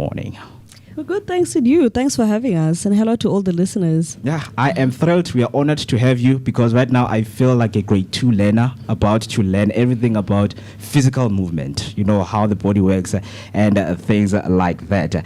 So let's get into it. For someone who doesn't know you guys, can you please give us a brief introduction of who you are and what do you do? My name is Phiishe Matlala, and I'm a biokineticist. And just to explain briefly what a biokineticist is, we're healthcare professionals who treat any muscular, skeletal, or chronic conditions through exercise. So those little pains and niggles that you experience on a daily basis because you've just been not minding your posture and, you know, not exercising much, or having an injury from exercise, we would assist in helping you better yourself and better your physical well-being, basically. Yeah. Right. Thank you so much. My name is Laeeqa Sujee, and I'm a physiotherapist by profession. In terms of physio, we focus on improving quality of life and function of individuals. We work from the acute stage up to the chronic stage, and even past that, getting people back to life, back to purpose, getting back to work. We work in various areas such as musculoskeletal therapy, neurological therapy, pediatrics, geriatrics. So we really cover a whole holistic view. In the hospitals, we work as well in terms of chest physiotherapy, ICU management to get people moving as soon as possible. So I do work as a clinical physio, but in the Dobsonville area, both Phiishe and I work with an NPO called Pila Sonke Wellness Initiative. And our aim is to bridge the gap between public and private healthcare. We know that more than 80% of the South African population is dependent on a resource-constrained public healthcare system. And so we want to supplement, we want to help the public healthcare system where they do not have the resources. We want to bring the private sector and our resources to actually help people who wouldn't be able to afford our services otherwise. Very interesting. Thank you so much. And with that being said, I kept on hearing pain and giving life, right? So if someone is watching right now, an individual, at what point do they have to come and see you guys in their life? Let me start with their bio. Okay, so when it comes to starting with bio, it doesn't have to start. I mean, it depends what stage in your life are you. So elderly people can definitely benefit from bio services. And obviously, we know degeneration happens as we get older. Just to advise, basically, as to when changes start happening, how do you also make changes in your lifestyle to accommodate that? You get what I'm saying? But with the general population, coming and doing regular screening, even an annual screening, would help to see what changes are happening. How's your posture? That issue that has been consistent on a weekly basis, when you know you've been doing something strenuous and that one knee or back issue is just persistent, and you know you're trying this and trying that, how can we advise you to see how we can fix that, basically? And obviously managing your chronic conditions. You know, when you go to the doctor and they say, hey, you need to be more physically active, you need to exercise more to manage your blood pressure, or you need to exercise more to manage your weight. How do you go about that? That's where the biokineticist would help, basically. This is we we take you the direction that you should be taking. So we obviously use research-based methods to tackle whatever the issue is. Yeah. So I would know that for blood pressure, this is what you need to do and this is what you should stay away from. For diabetes, this is the most beneficial form of exercise, and just advising how to make lifestyle interventions to tackle whatever the challenge that you're experiencing in your daily life is. Yeah. And a physio? So with physio, firstly, we are independent practitioners, so you can come to us without having to go to a doctor. Yeah. But people will generally come to a physio when they have acute pain or chronic pain, when they've suffered some sort of injury or incident like a stroke, or they've had any neurological condition. We would generally come in there, get you back to life, get you back to function and walking. And once you get past the more nitty-gritty things, then we say it's time for you to have higher level exercise. We need more maintenance now, getting you back to your best. And that's where we work very closely with the bios to say, we've done our part. People are walking again. Their pain is now well controlled. Now we go on to the bio. Yeah.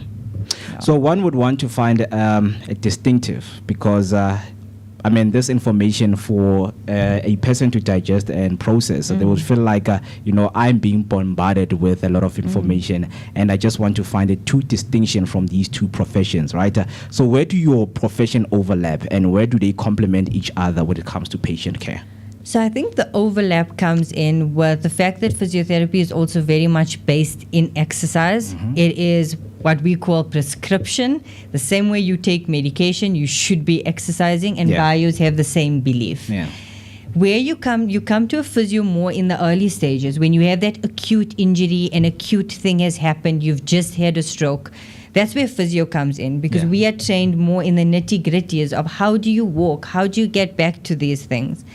And bios then come in later on, where they're actually upping the game. Yeah. So you are now walking well, let's up it.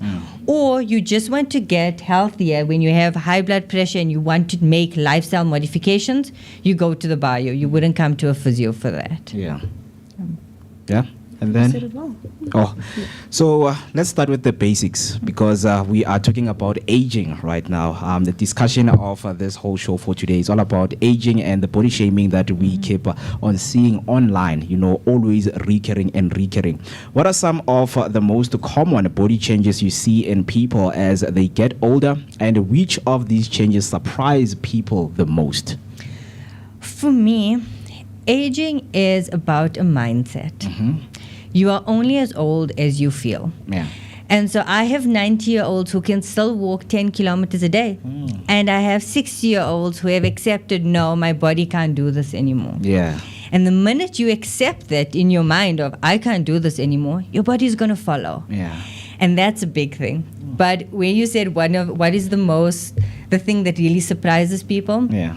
It's when we tell them you have to slow down, because your brain is there. It's like, no, I used to do this. I could garden, I could cook, I could care for my whole family.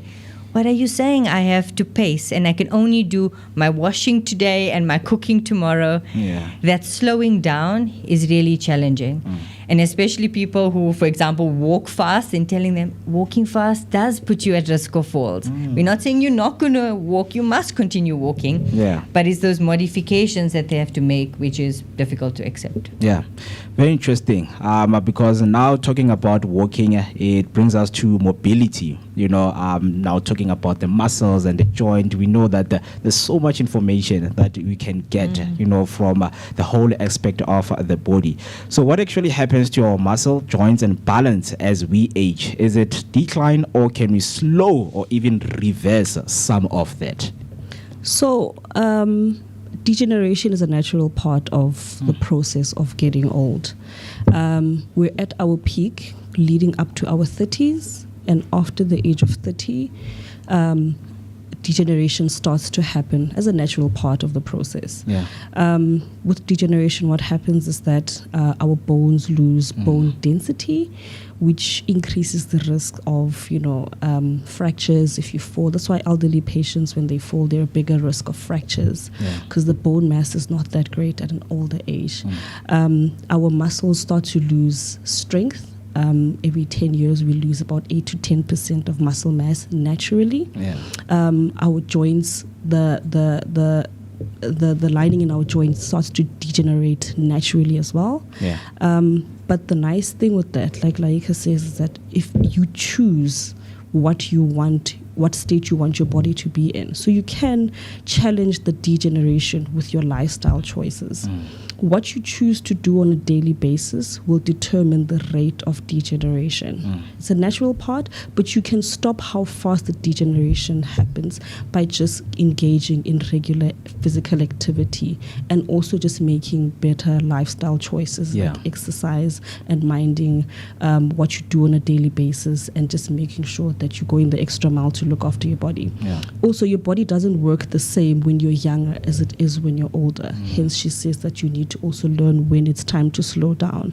But you also need to make sure that you're giving it what it needs when it needs it as well. So it's just, degeneration happens as a natural part of the process. Also, our metabolism works differently when we're older. So gaining weight is easier. So you have to make sure that you're challenging yourself to maintain your weight. Your diet that used to work when you're in your 20s is not going to work when you're in your 40s. So you need to be aware of things like that and make sure that you're constantly working according to your body's capacity at the time and working your level best to make sure that it's at its best at that moment. Also, you're working better to make sure that you are preventing the onset of chronic conditions in future. The quality of your life right now is going to determine what you're doing in your life right now is going to determine the quality of your life when you get older. So the choices that you make right now are going to determine what happens to you after the age of 50. So it doesn't start when you're 50. The problems don't start when they're 50. They start now. The choices that you make right now. So choose to engage in regular activities. Choose to look after your body better. Then with the natural aging processes, it will be controlled better. So right now, there's someone, of course, who is listening and watching for the first time, and it's their first time hearing about such professions, and they want to learn. What is the first thing you would like to say to them in order for them to get into the physical wellness of their lifestyle, and just to get, in motions and mobility whereby everything is according to how they want themselves to be? So I'm just going to make a classic example. When we were growing up, our grandparents are on their feet the whole day. They're out doing the garden. They're doing all their house chores themselves. They're walking everywhere. They're not Ubering everywhere. And life has changed. It's not the same anymore. It's not safe to just walk everywhere sometimes. We also have a lot of assistance. I mean, now we don't go to the mall. Everything at the mall comes to us now.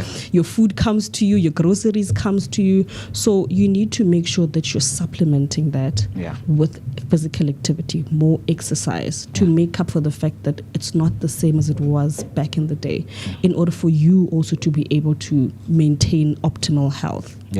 So you're not exercising just for the sake of having a nice body. You're also exercising so that you can be healthy and long living like they were.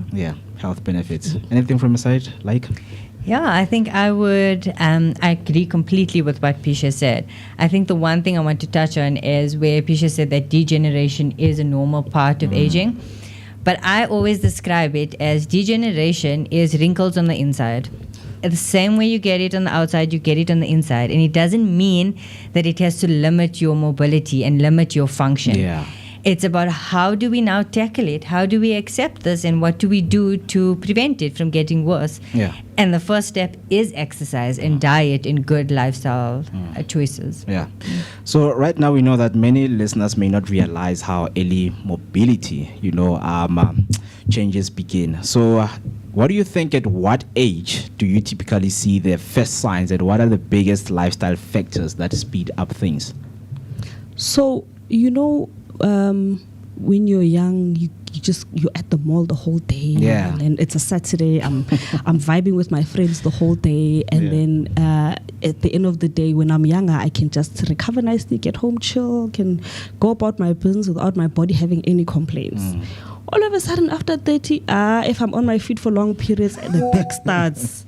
Or, with our jobs or with studies, you're sitting behind the desk for like long hours. When you were a teenager, it was okay. You could manage it. But now at the end of the day, when you stand up, your back says, or what have you been doing? Yeah. Those are the early signs that, okay, something's changing, right? All these doing simple basic activities become more and more of a challenge. Yeah. That the pains and niggles start being a frequent thing. It's not a once a year thing. Now, 2 days a week, I know that if I do this and this and this, I'm going to experience a challenge of some sort. Yeah. That's when you know that, okay, something is changing and I need to do something about it. And obviously, the beginning stages, there's so much more that you can still do. And you make changes when it's still early, so that the permanent structural changes don't happen as a result of the habits that you've been doing every day. Also, you need to be more mindful of how you look after your body.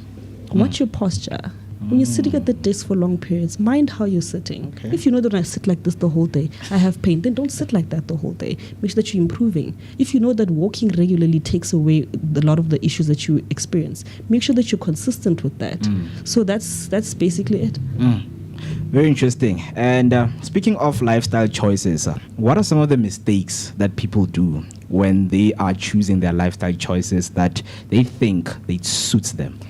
I think it starts when we're young, where we feel, I'm fine, I don't need to care for myself, I don't have to exercise now. Yeah. But it's the people who exercise from a young age that age better, that actually have healthier lifestyles. I think that's the biggest mistake we make, that we just take it for granted when we're younger. Yeah. Masa, I turned 30 this year, and all of a sudden, I was like, I can't use this pillow anymore. I can't actually fall off to sleep with a certain type of pillow. When did this happen? And we really have to make those changes from a young age. Yeah. Like things like high blood pressure, we don't check it until we're older. And that's why we have such a high burden of young strokes now. We're just taking it for granted when we're younger. So the sooner we make the changes to be healthier, the better we're going to live. Yeah. So many people believe that you become stronger the more you grow. So is it true that if I start exercising and doing those physical, wellness classes when I'm 50, I am going to recover all the years that I've lost of physical exercise? I wouldn't say you would recover it per se, but starting exercise today is better than never starting. Yeah. And so there are people who have only started exercising at 50, and I am telling you they can be more fit than those of us in our 20s and 30s. Okay. So it's never too late to start. If you are 70 years old and you are listening to this and you want to start today, it's never too late. Powerful. And then coming to the stroke awareness, what are the key early warning signs of stroke that everyone should know, and how can people tell the difference between a stroke and something less serious? Okay, so when it comes to a stroke, you must remember this acronym. It is Be Fast. BEFAST. Be fast. B is for balance. When you see you losing balance, so we often hear our patients describing it of, I was walking down the street and I felt a whole lot of dizziness. I felt like I was going to fall. B, balance. Yeah. E is eyes. So they often get blurry eyes. Ooh. F is face drooping. So you'll see the one side of the face will droop. Yeah. When they try to smile, the one side will drop, the one side will be up. A is arm. You ask them to lift the arm up and it just drops down. That's an indication. S is speech. They start speaking, but the speech is slurred. So they're not making sense anymore. The words aren't coming out properly. And the most important thing is T. Any neurologist will tell you that time is the most important thing. The sooner you get this person to the hospital, the better. Yeah. The golden hour is when you can prevent the complications or the severity of complications of a stroke. Yeah. So be fast. Balance, eyes, face, arms, slurred speech, and time. Yeah. I won't even tell you about how to differentiate if it's not serious. If you have any of these signs, you go. Yeah. The problem is that many people sit in their homes for days, and then it's just too late to do that, the treatments that actually prevent serious complications. And then, is there a certain age where the risk of stroke increases significantly, or are we seeing strokes in younger people too? What factors are driving that? So there was this belief that strokes were most common above the age of 55, and that it was most common in people who have high blood pressure. That is still true, but we are seeing a high volume of young strokes. Young, like 18, 19. And it's because of the changes in our lives. Our lifestyles are very different. We have more sedentary lifestyles. We have high levels of stress and anxiety. We have high levels of substance abuse. And all of these factors influence strokes. And then there's the common things of high blood pressure, diabetes, and obesity. Those are the three most common ones. But the young strokes are really, really shocking. So I just want us to get to the misconceptions, about the people have with the profession that you guys do. What are some misconceptions that you have had?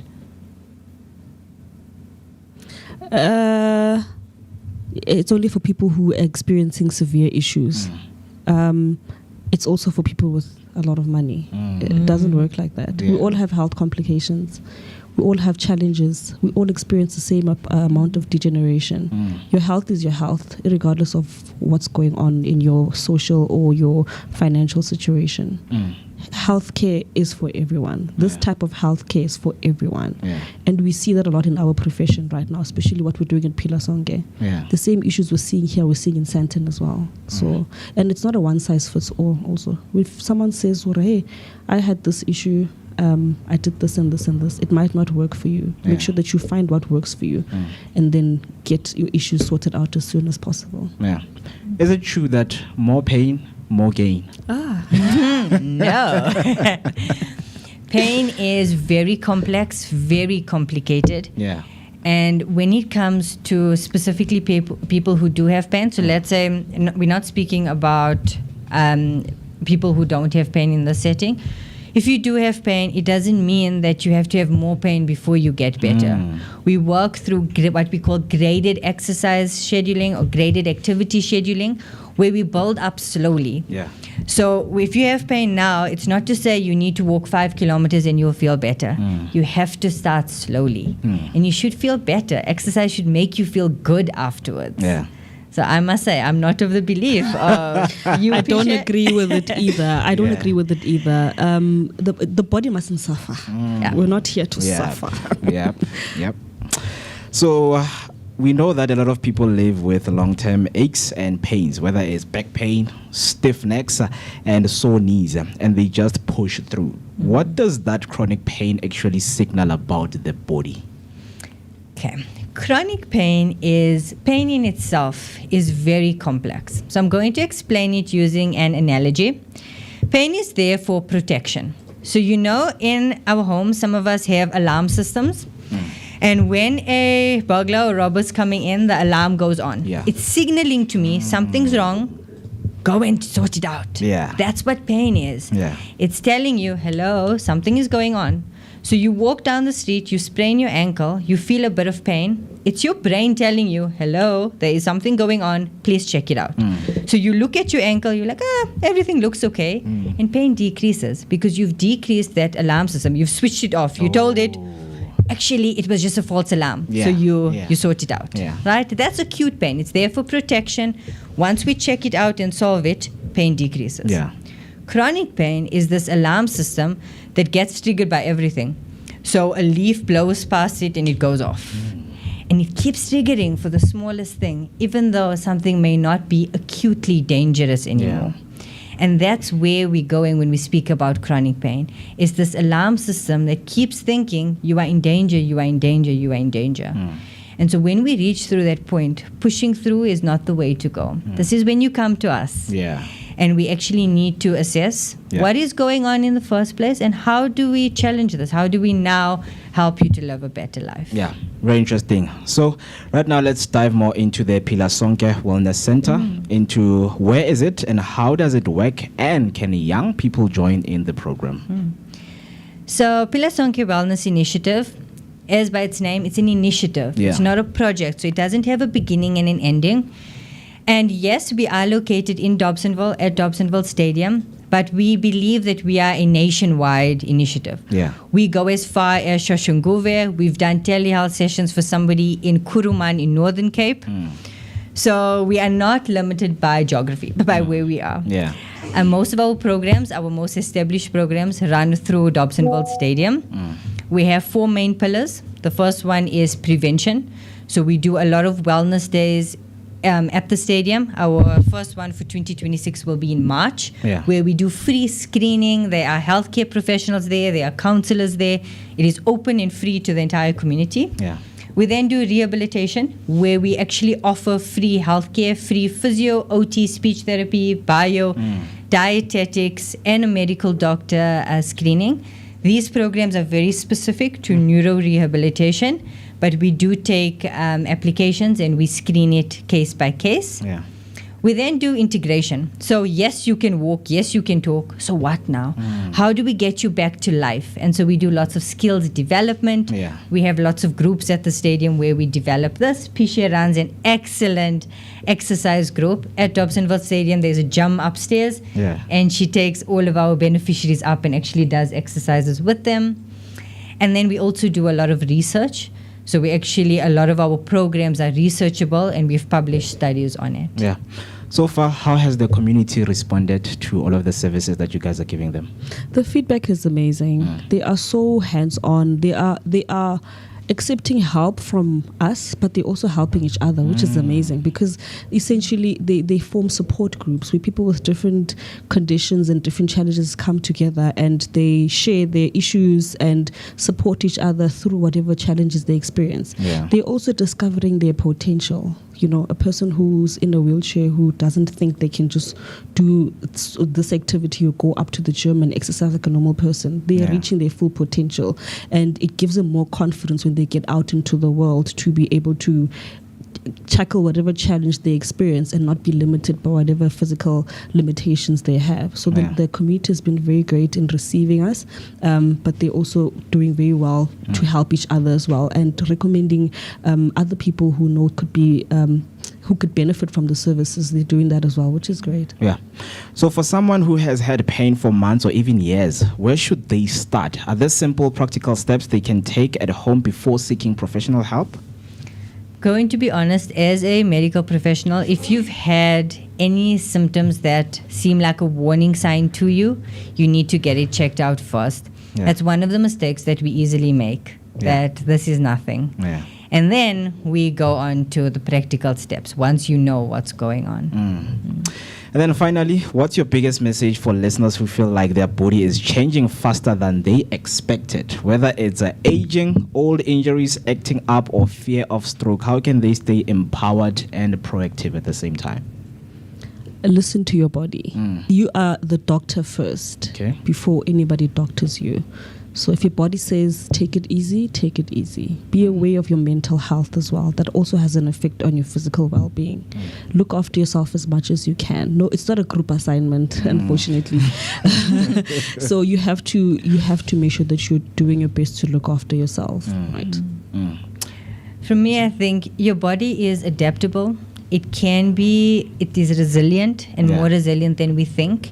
And don't allow people to tell you just because you're old you can't do something. It's about modifying it, and as Phiishe said, listen to your body. You can meet the goals you want to achieve. It may just look a bit different compared to when you were 20. Yeah. Lastly, if people want to get your services, where can they find you on social media, and any number they can contact? Yes. So I think we can put it in the comments. We have an email address that they can reach out to, and our social media handles. So you can reach out to us on Instagram or on Facebook. Yeah. With that being said, thank you guys for your time and sharing the knowledge. I hope that you guys are going to come back, because we still need more information about this, as the community also, needs to be empowered with this information. But with that being said, thank you so much for your time, guys. Thank you so much for having us. There you have it right there on the Vooka Breakfast Show. It is your energetic start to your day. 1 minute past 9, it is at the time. What we're going to do right now is to take a short break, and then when we come back, we will bring you that daily dose of positivity.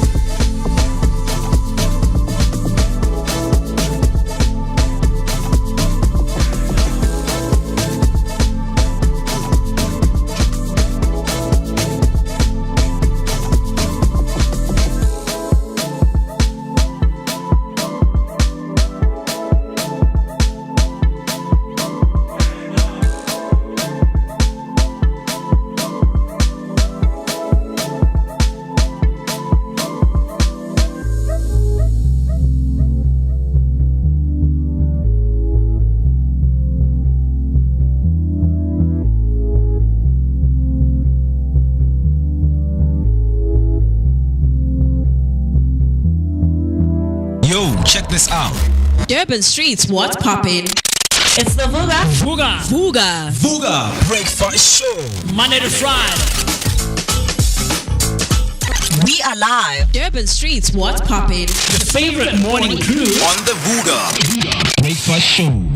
Let's go. What's up, fam? You chilling with your boy Moeketsi Maimane, aka Max for maximum temperature. I am the son of Mother Nature. Let's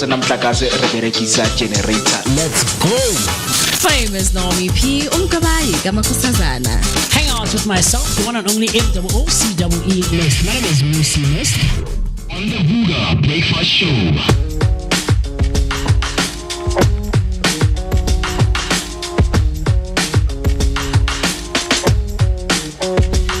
There's a desert running dry on the tip of my tongue. I can taste your lies. How to measure the love you throw around. I could never hold you down. One of us will have to take a bow.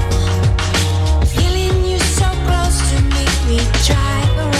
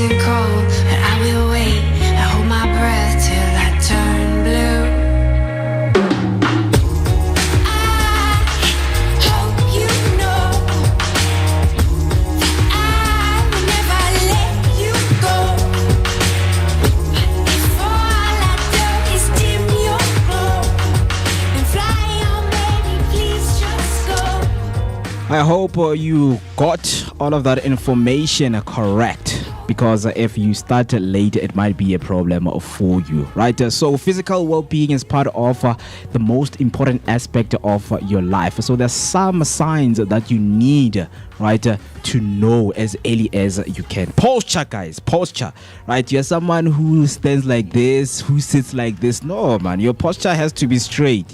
Show some life, because that's what they always try to give to people right there at Phiishe Wellness.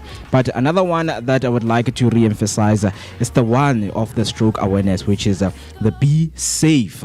Be fast, I gotta be safe, right? Be faster. It's an acronym. B stands for balance, E is for eyes, F is for face tube, and A is for arm, S and T is speech and time. So that is the information, of course, that we had for you on this beautiful Thursday morning for wellness. I hope that you got it, digesting it, and you will get and take your time to go and visit the Phiishe Wellness Center right there in Dobsonville. So talk to us, engage with us by using the hashtag Vooka Breakfast Show, or call us in or send your voice note on 060-493-3226. That's 060-493-3226. Still a beautiful morning, and I'm loving the energy. I see, of course, yours Nelly so came through saying, good morning, I'm a Vooka. Very good morning to you. How are you doing this morning? And then she comes through and say, hashtag Vooka Breakfast Show, hashtag Vooka Nation. Say Vugile, guys. One of the good things that you need to do, one of the most important ingredient that makes this show is to Vooka, right? Talk to us as mentioned, because there's so much to unpack as we are talking about bodily changes, aging, exercise, body shaming, in which is something that I want to talk about and introduce, because our guest is still on the way. Lastly, we're going to be joined by Phumlani Fakude, who is a dedicated HIIT and functional trainer at Muscle Bound Fitness, bringing over 6 years of hands-on experience in helping clients achieve peak performance and sustainable health. So another health advice, another health conversation that is going to take place for you right here. Do make sure that you don't switch the dial and you don't go anywhere. So with everything that we were discussing today, we have another problem that's still facing in the world, and I just want to know from you, is it still a problem nowadays? Body shaming. Is it a digital monster or a real world problem, right? Let's set the scene for you. Imagine this. You post a picture on Instagram feeling very confident about yourself, and within minutes someone comments, you've gained weight. It stings. But then think about being at a family braai and hearing how you've gotten big. Said with a laugh. Both moments have a marker. So is body shaming just an online trend, or is it deeply rooted in our everyday interaction? In South Africa, where beauty standards are influenced by culture, media, and global trends, body shaming is a silent epidemic. From school playgrounds to boardrooms, and yes, even WhatsApp groups, people are judged for being too big, too skinny, or not toned enough. But what drives this behavior, and why does it hurt so much? If you're someone who have experienced body shaming, you can talk to us, share your experience with us, because we are here to educate each other, because it is a wrong thing to do.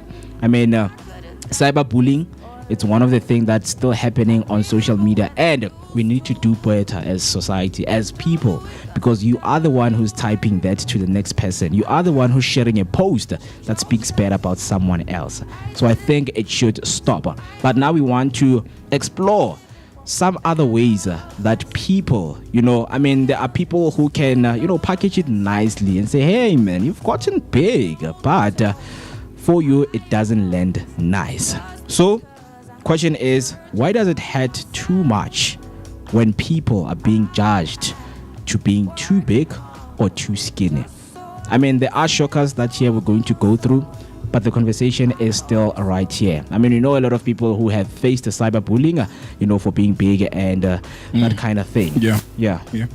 It's a thing, Mo. It's a thing, and I'm just drawing from a personal experience where I didn't realize that I was body shaming someone, and they came forward, spoke about it, and it made me aware. Yeah. So to a certain degree, we may sometimes do it, but not aware that we do it. And if someone does come through, I think the least that one can do is just to try and see it from their angle, right? And even if you feel like man in but to them it's a big thing. It is. So I guess with age as well, because we're talking about age, the wisdom should come in where you are able to put yourself in other people's shoes, and also understand that what might be a minor thing for you, for the next person, it's a major thing, right? And with that being said, I also want to say that it probably depends on the person that you are talking with. But I would ask that for anyone, if there is a opportunity to speak out, because we could have fun games, banter with each other, but I might find that I might have said something within us joking. So it's important that one does speak out, right? And I'm referring to individuals that are close to you. But now on the internet, because obviously you can't talk with these individuals, that's a different story altogether. But it happens where sometimes it looks like it's a compliment, but then it lands differently, as you mentioned, right? So it's something I've I've seen. Yeah. Yeah.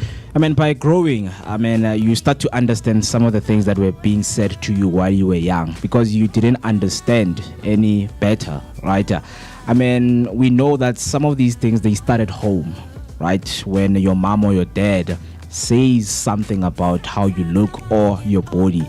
And then at home, it's like, okay, it's fine, but like it doesn't sit well with me until someone else, says it, outside. Now it starts to be a problem because you feel like everywhere you go, people have something to say about your body, right?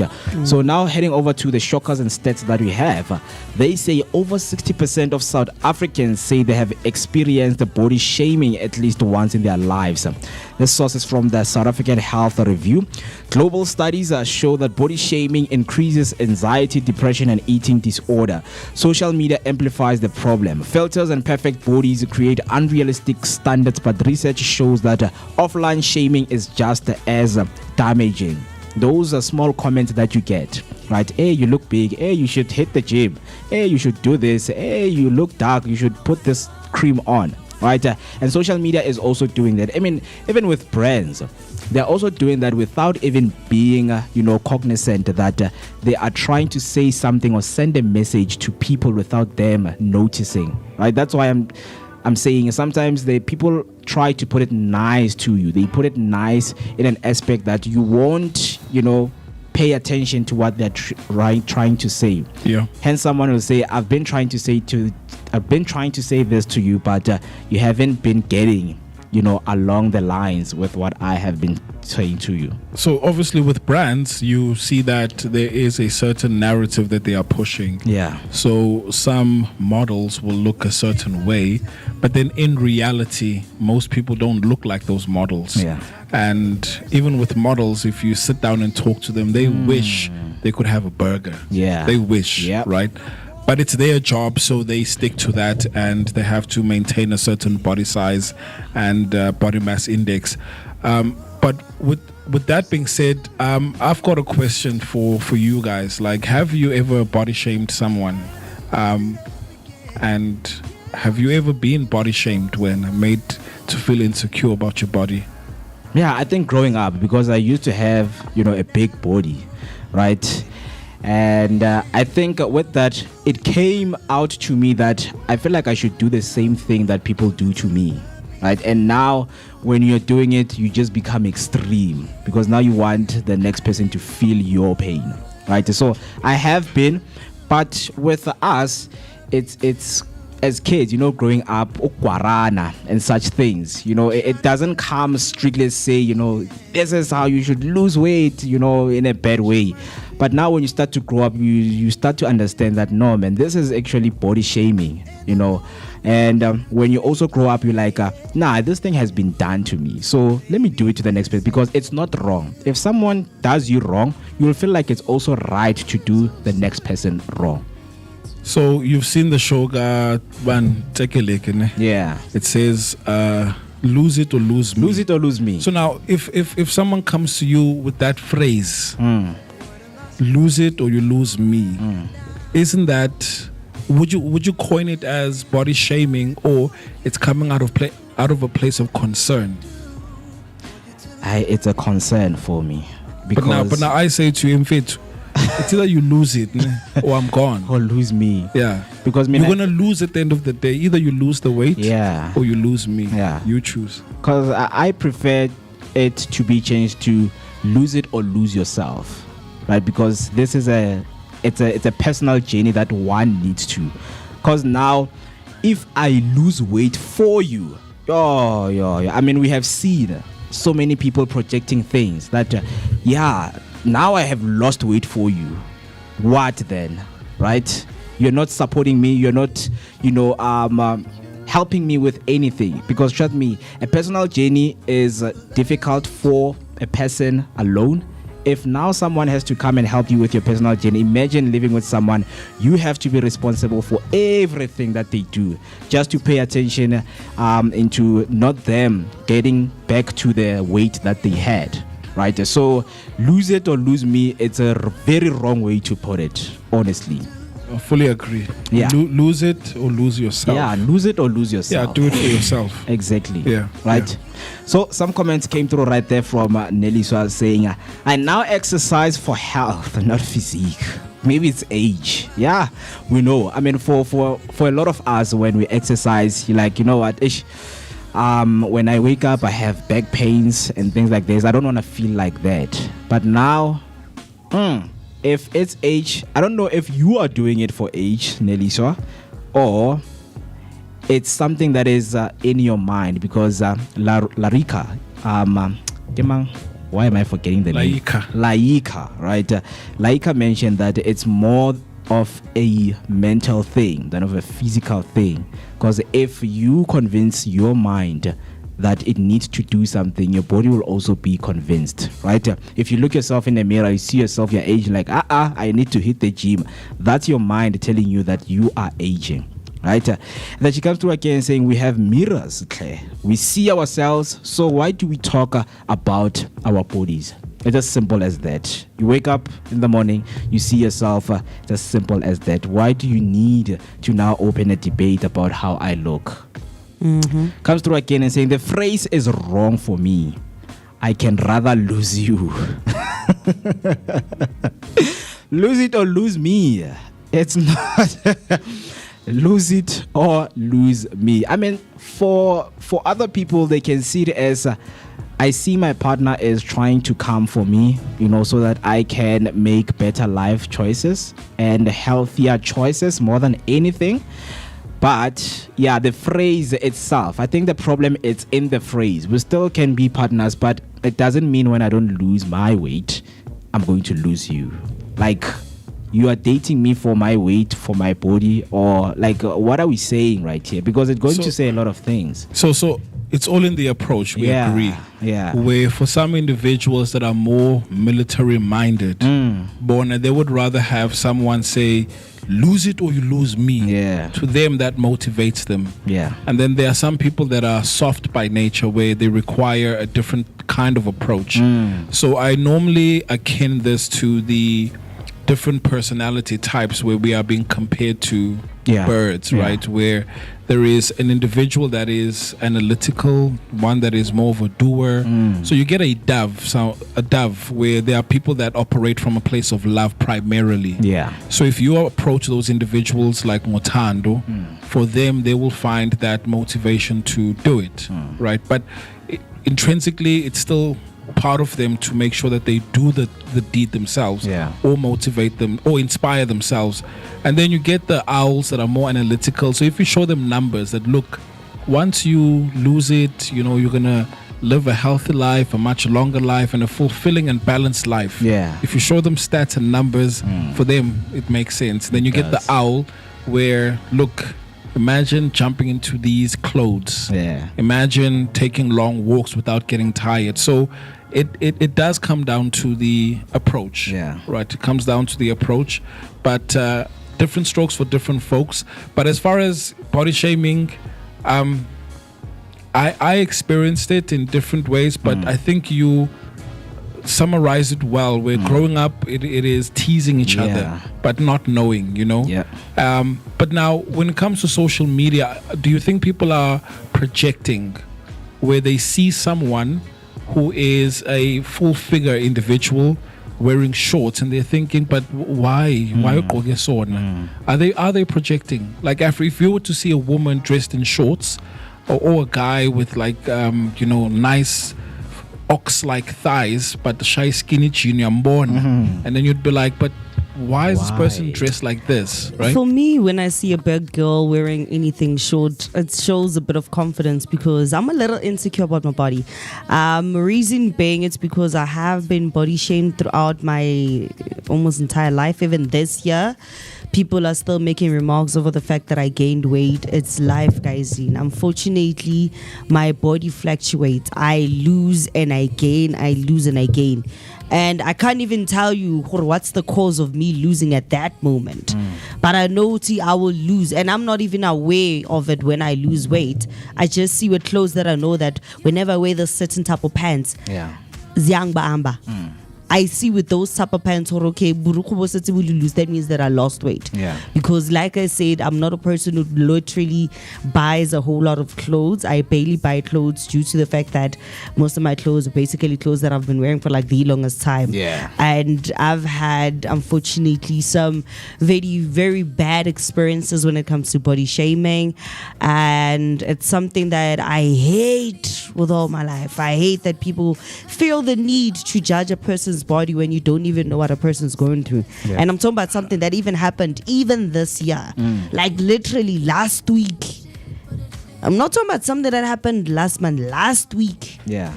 A person had the audacity to do that. And Have for you me, body shamed when? I don't know if it's considered body shaming or not, but I remember that growing up in primary, I had like a friend who was a bit chubby. But I called him fresh. She was like, oh man, you look so fresh. You're like a teddy bear. And I liked hugging him. And he always embraced that. He never complained, even until we grew up. So I don't know if it was me body shaming him or me showing him that you're okay in the body that you're in. You don't necessarily... I mean of recent, Nje. Of recent... Like as an adult. As an adult, no. Like in the last 10 years, Nje, where you commented on someone's physical appearance. I'm very careful with that. I don't overstay because I know that I don't like people commenting on my body and on all of that jazz. So if I see, I'd rather just keep quiet than say it out loud and hurt somebody's feelings.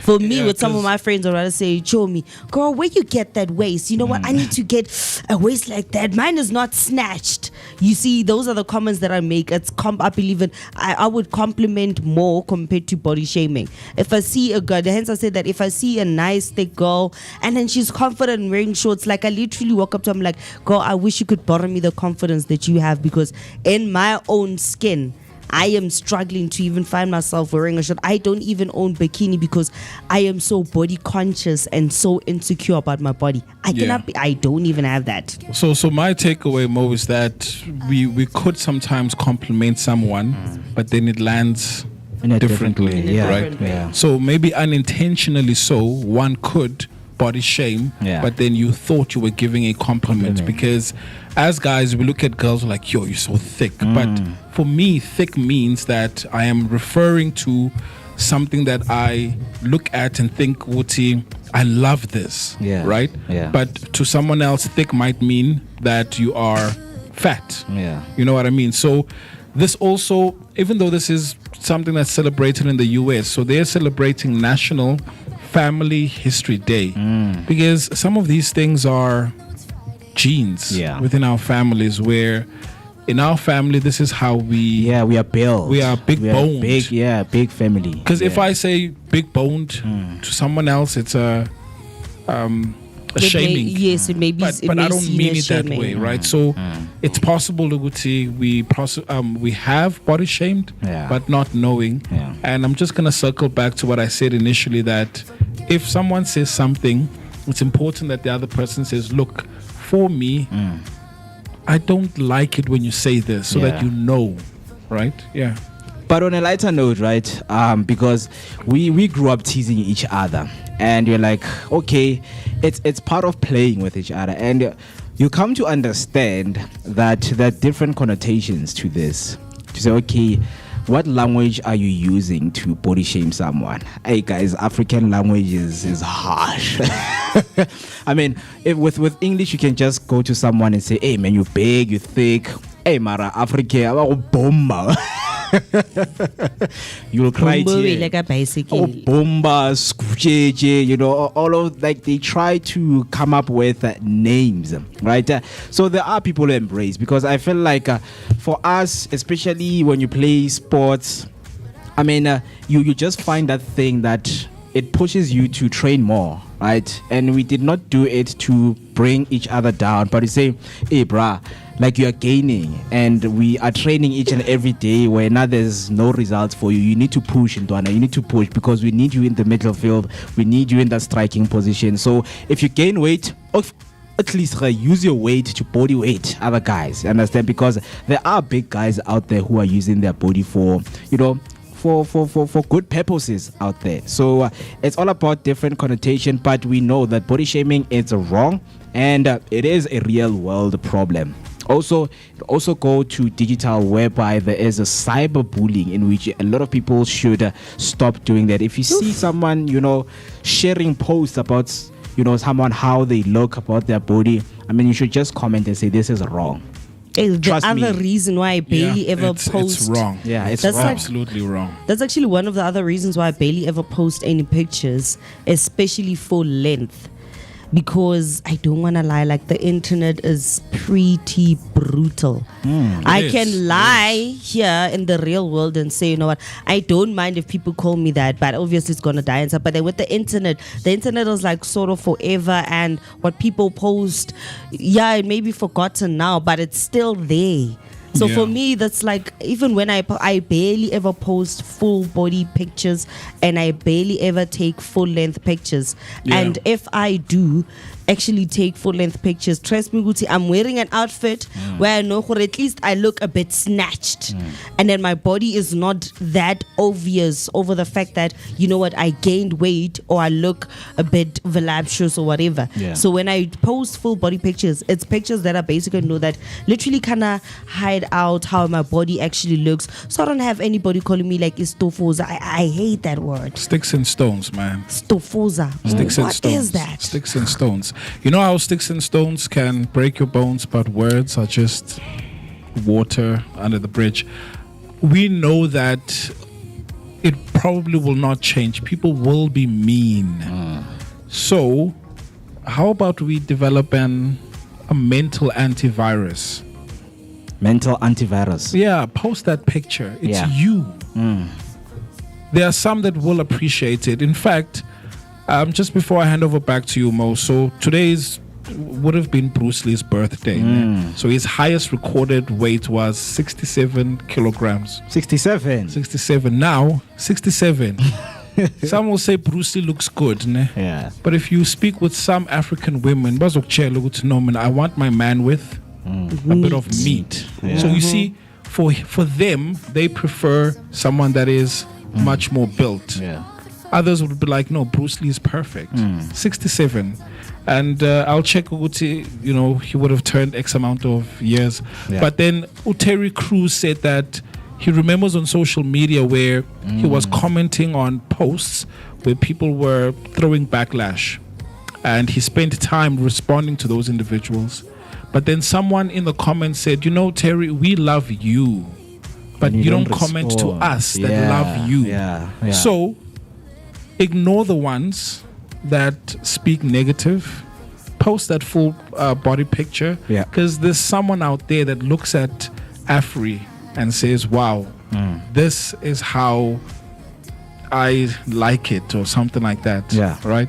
So water under the bridge and sticks and stones. So closing it off, we know that there are so many cultural perspectives that we can look at this. So in African communities, fuller bodies were traditionally seen as healthy and wealthy. Modern trends push slimness and gym bodies, creating a clash of ideas, right? So the impact on mental health when it comes to this, body shaming leads to low self-esteem, eating disorders, or even suicidal thoughts. Victims often withdraw socially, fearing judgment. On a closing thought, body shaming isn't just about online issue, it's a mindset issue. Until we change how we talk about bodies in real life, hashtags won't save us. Maybe the real challenge is learning to celebrate diversity in body shapes and sizes, both on screen and off. I mean, yes, parents will say if you are in a marriage, when you start gaining body, like, okay, you are happy because you could pay like it. So those are some of the connotations that we are speaking about and the differences, but body shaming is wrong, right? Speaking of body changes and aging, our guest is in the studio right now, Phumlani Fakude, who is a dedicated and functional trainer at Muscle Bound Fitness.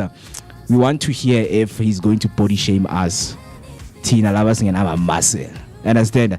His expertise is grounded in strong academic foundation, holding an athletic sport nutrition qualification and specialized certification in the HIIT and functional training from the Tri-Focus Fitness Academy. Complementing his fitness credentials, Phumlani is also and a degree in retail business management from the Durban University of Technology, equipping him with a unique blend of business acumen and wellness knowledge. Beyond gym, Phumlani is deeply committed to community development. He actively participates in programs designed to raise awareness and combat crime, using fitness and mentorship as a tool to inspire positive change.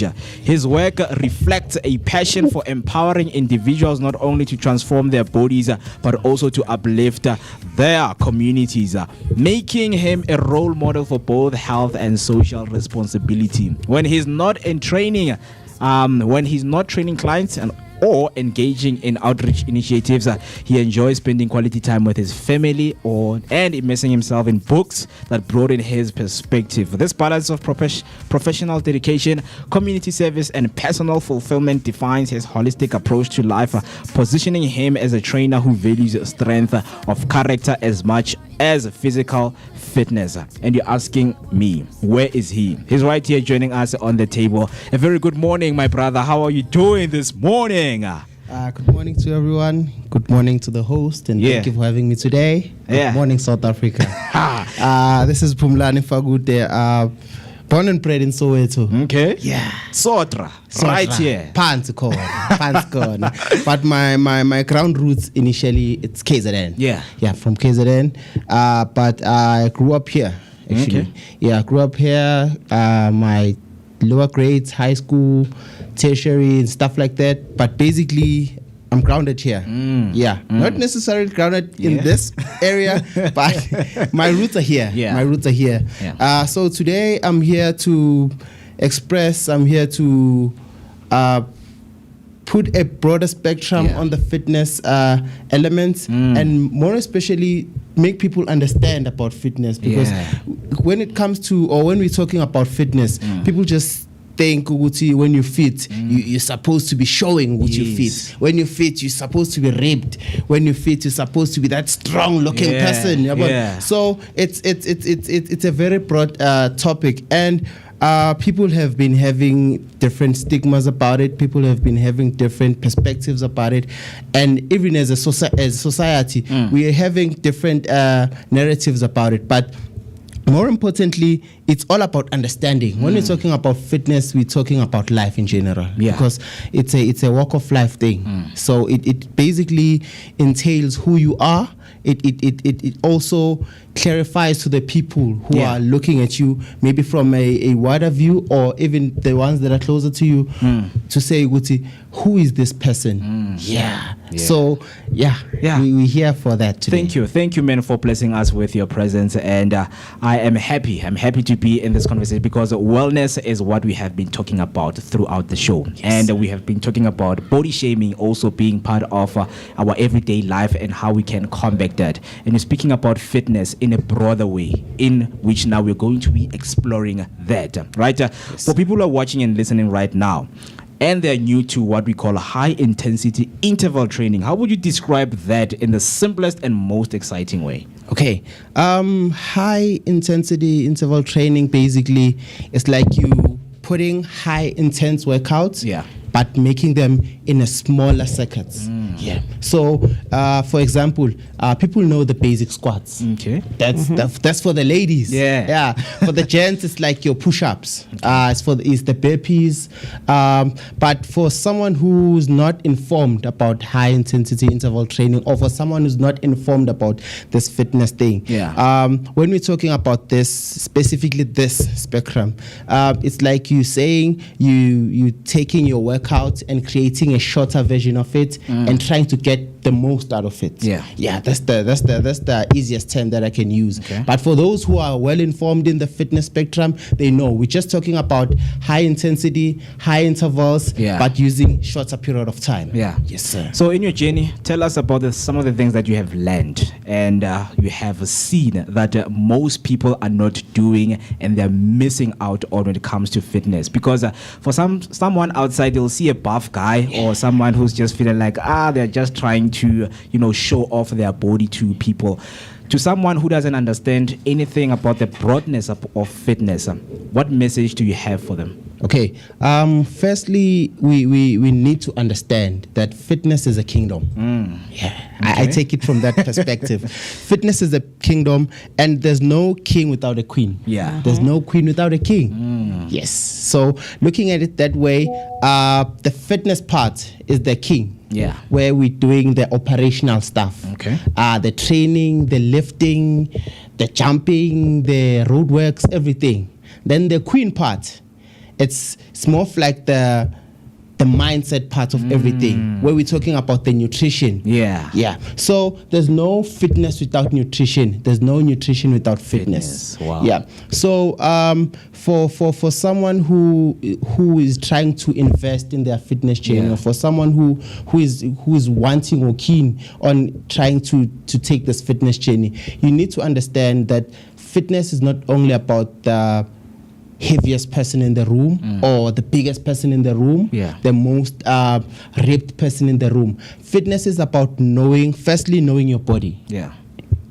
Knowing what are you gunning for, and knowing that we have different types of bodies. Hence, or in adding to that, when we're having different types of bodies, we need to understand that those bodies, they have different needs. So the common factor or the common mistake that people do is that one, I've noticed that people don't warm up. Yeah, when they get into it, they just most guys. I'm gonna start off with the guys. When they enter the arena, I call it the arena. Because the term arena, it's whereby warriors are created. So we're crafting our bodies into the better warriors that we want to be. So people, when they're entering the arena, they just get onto it. Yeah, that's the first common mistake, which leads to injuries, because now the body is not activated, the mind is not on the right place, and even you're not even there. So the warm-up part, it's like you're creating a build-up. You're starting off in making the body, the nerves, and everything in you basically to be aware of what are you starting to do or where you are. It's like you can't just wake up and hop off the bed. So everyone has a routine. So my routine, say, I would wake up, pray, and stretch. To create that awareness of saying, I'm up. That is why you'd find most people, you up. I'm just going to make a practical example. There's days whereby you're feeling like you have this major fatigue over you. So that depends. Did you wake up and do your normal routine? Did you wake up and just hop out of bed and take a shower and do whatever it is that you're doing? So everything you do prior to the main activities leads to or has an impact on your day-to-day activities. So that's the first common mistake people do, the stretching part. Secondly, people are very competitive. So we enter this fitness journey for different reasons. People go in the gym for psychological reasons. People go into the gym for physical reasons. People go in the gym just to de-stress, just to take off the steam. People go to gym just to get over the things that they're facing on a day-to-day. So you need to understand, after creating that, you need to understand why are you there. Because one, you'd find a person who's the biggest in the gym. But they're not going to tell you their journey. They're not going to tell you their story. They're going to tell you their peak moments to say, I'm here because of 1, 2, 3, 4, 5. Like personally, my journey, the reason that made me to start the fitness journey was that I suffered from low self-esteem. Growing up, I was that guy that I was the student that was always sitting in front, but that was afraid to talk, to engage, with your classmates. Yes. I did have a few friends, but I was not the loudest in the room. I was not outspoken. I was not the loudest in the room, and that it has played a very significant role in my upbringing, because now there's things that you can do, that you can do that you can't do. There's activities that you shy away from. Yeah. Even opportunities that you shy away from to say, this one is not for me. So you end up not doing it. So that was my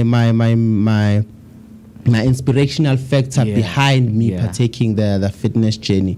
And with that being said, when you know what's your reason for entering this fitness journey, then it becomes easier for you. And then you invest. Investing doesn't necessarily mean you have to trip. You have to wear the dopest gear. You have to have the well-equipped equipment. Investing in your journey, it means you do your research. It means you have enough time for your rest. It means you have enough time for your recovery. It means you have enough food for your journey, because we have different types of journeys. There's people who are bulking. There's people who are toning. There's people who are training just to keep fit. There's people who are just training for athletic reasons. So we have different meanings to it. So it's all about understanding. So what I love is when you talk about warming up, because there is you trying to do something that is of high intensity, right? There is you now trying to warm it up and setting your mind to that thing, in which it brings me to the question of for people, right, who are just doing regular exercises like your aerobics, your Pilates, and now they want to switch to high interval training. So what is it that they need to do? What would you suggest for a switch? For someone from switching from doing aerobics, Pilates to now high interval training. Okay. We want to start off with people who are already in the fitness spectrum. So if you want to switch, it's very, very easy because Pilates it's mainly focusing on the core. Or its main purpose is the core. And then the aerobics, it's like we're focusing on the intensity plus the calories, the burning of the calories on the movements. So for a person who wants to switch, it's all about knowing your routine. It's all about knowing your routine, because people, one thing I've noticed over the years, that people get bored doing one thing over and over again. But what I usually tell them is that repetition is the master of perfection. So don't get bored of doing one thing over and over again, because one, you're learning to perfect your craft. So people want to do this today, and then tomorrow they'll be like, coach, we did it yesterday, so how about we try this for the following day? And that it's you creating room for injuries. Talking about the people who are already in the game. So it's all about knowing your technique. It's all about knowing your program. It's all about structuring your program well. Versus for someone who is not in the industry or who's wanting to partake in the fitness industry. So what I would say to them is that there's a lot of benefits in doing high intensity interval training.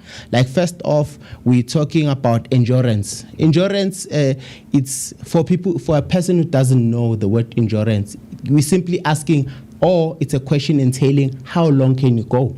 How long can you take it? It's like you're opening up your chest to a bigger space, like for breathing, for taking off everything that you want to take in, and a lot of things. So for someone who is not in the fitness game, what I'd say is high intensity training would be best for you, because now you're gonna use lesser time but putting in more work.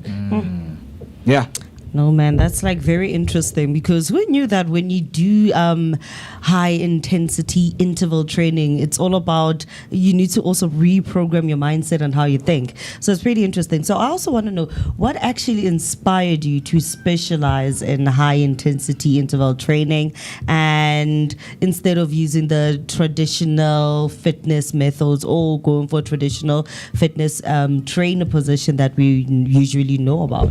Okay. The motivation came from I was a sports student. High school I used to play rugby, hooker position. Then from high school switching to varsity, my varsity days were in DUT, Durban University of Technology. When I got there, I succumbed certain injuries, which led me to quit rugby. And then there on the spot, I knew that if I decided to quit anything that is fitness related, I'll go crazy. Okay. I'm in a good way. I'm addicted to sports. I'm addicted to the adrenaline. I'm addicted to sweating. I'm addicted to just getting out of air and saying, you know what, today I gave it my best. So that on its own was the first factor, but more importantly, it was a thing of saying, looking at the market. There's a lot of aerobics trainers. Different aerobics trainers. There's kick, there's box, there's high-low, there's step. There's a lot of lifters. Heavy lifters, muscle lifters, strongman lifters. There's a lot of lifters. But looking at the market, I was looking at it and I was saying like, okay, there's actually few coaches who personalize or who train the functional parts or the high intensity training. And then I started to engage more, or I started to learn more about it. And it was a point of looking at the market, looking at the demand, and also trying to see where would I fit in. Because one, each factor or each spectrum of this fitness journey, it has its pros and cons. Say for example, if I decided to be a bodybuilding coach, one, that would push me to say, I also have to look the part. I have to be the biggest coach in the room. Okay, we do have those coaches who are not that well built, but they provide or they produce the best athletes. But the problem is, I would be working with heavy things, whereas it's gonna be touching, or it's gonna be interrupting my injuries. Versus going into the aerobics. The aerobics needs a lot of attention. It needs you to understand your audience. Because what I've noticed is, us as coaches, when we enter the stage or when we enter our fitness centers, sometimes we focus on us and not necessarily reminding ourselves that we're not there for us, we're there for the clients. So also it's a point of knowing your audience. So high intensity interval training allowed me to engage with a lot of the audience in different levels. Like your old age, they still can partake in it. The middle aged, the youth, and even the young ones. Everyone. Age groups, all age groups. And the nice part about it is that you can play around with it. You can do everything. It also involves part of the movements from the weight or the traditional lifting, which is the heavy lifting, weights lifting, versus the aerobics, which is the step, the kick, the box. You also can include it on the high intensity when you're spicing it up. Very interesting, man. Super. Just before we let you go and ask you about the muscle-bound fitness services that you offer and how people can join. A lot of people say they don't have time to work out, and we know that it's all in the mindset. What kind of message do you have for them to change their mindset? And if someone is listening right now and they want to start, what is the first step that you recommend for them? Okay. Fitness. Okay. Fitness is an interview. Fitness is an interview. And in this interview, it's you doing an interview on yourself. So fitness is the only time you get to have to invest on you. Undisturbed. It's the only time you get to have to say, I have the power to create and recreate the version of I want people to see about me. So for people who say they don't have time, or for people who are interested in the fitness journey, all I'd say is it just takes 15 to 20 minutes of your time to get in shape. Because it's not about where you are, it's about how you're doing it. People can train from bed. Yeah. People can train from anywhere. Anywhere, basically. People can train outside. People can train on stadiums, everywhere and anywhere. Yeah. And it is proof. And as we can see, people are starting to use more of the nature that we have versus going into gyms. Yep. Which is the fun part about it, because now there's no need for you to say I can't breathe. You're getting the oxygen, all the right fresh air from outside. Sir. And plus the energy never lies. It never. Every space that you're training on, if the energy is pure, it's gonna bounce back. Yep. Definitely gonna bounce back. Yep. So it just takes 5, 10, 15 minutes of your time, even 45 if you have more. Yeah. But all that is important is that you know what you want. Yeah. You know what you're gunning for, and the only time you're gonna have for yourself is through fitness, because it's undisturbed. Yeah. Thank you. Yeah. Lastly, if I want to be part of the Muscle Bound Fitness, what is it that I need to do, and where can I find you guys on social media? Okay. If you want to be part of our team, we have we have a few channels that you can get us through. Yeah. Firstly, I'll just drop my contact details, and then I'll drop in the handles, the social handles. Yeah. But we are located at Snake Park. Okay. So for people who don't know Snake Park, it's right under Dobsonville, because Dobsonville is like the central area. So for people, it's the heart. So you'd say no, Dobsonville, Snake Park. It's like a linked place. Yeah. So we're at Snake Park, opposite police station. But if you check us out on Facebook, it's musclebound_bound_fitness. Yeah. The same as TikTok. Yeah. Yes, it's musclebound_fitness_bound. Yeah. So, and then Instagram. It's just musclebound fitness. Yeah. Yes. And then contact details, it's 079-348-1461. Should you have any queries, should you have any questions, should you have anything that is related to your fitness, I'm the go-to guy. Yeah. I've got everything for you, from your meal plans to your programs, to your sub list, to your grocery list, everything. Nice. Everything. Nice. Yeah. I think that's what most of the people want to hear right now. One-stop shop. One-stop shop. Before you came in on our comment section, Matlala Mambazo came in through saying, "Good morning, Vooka Nation. This is Lungile, Phumlani's sister. We are watching Mtase, muscle bound to the world." Thank you. And if someone is watching right now, they are, part of your fitness. What message do you have for them if they're thinking about giving up? They're like,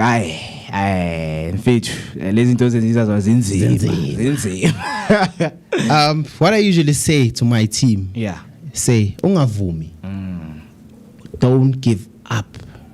Ungavumi. It's you versus you. Always.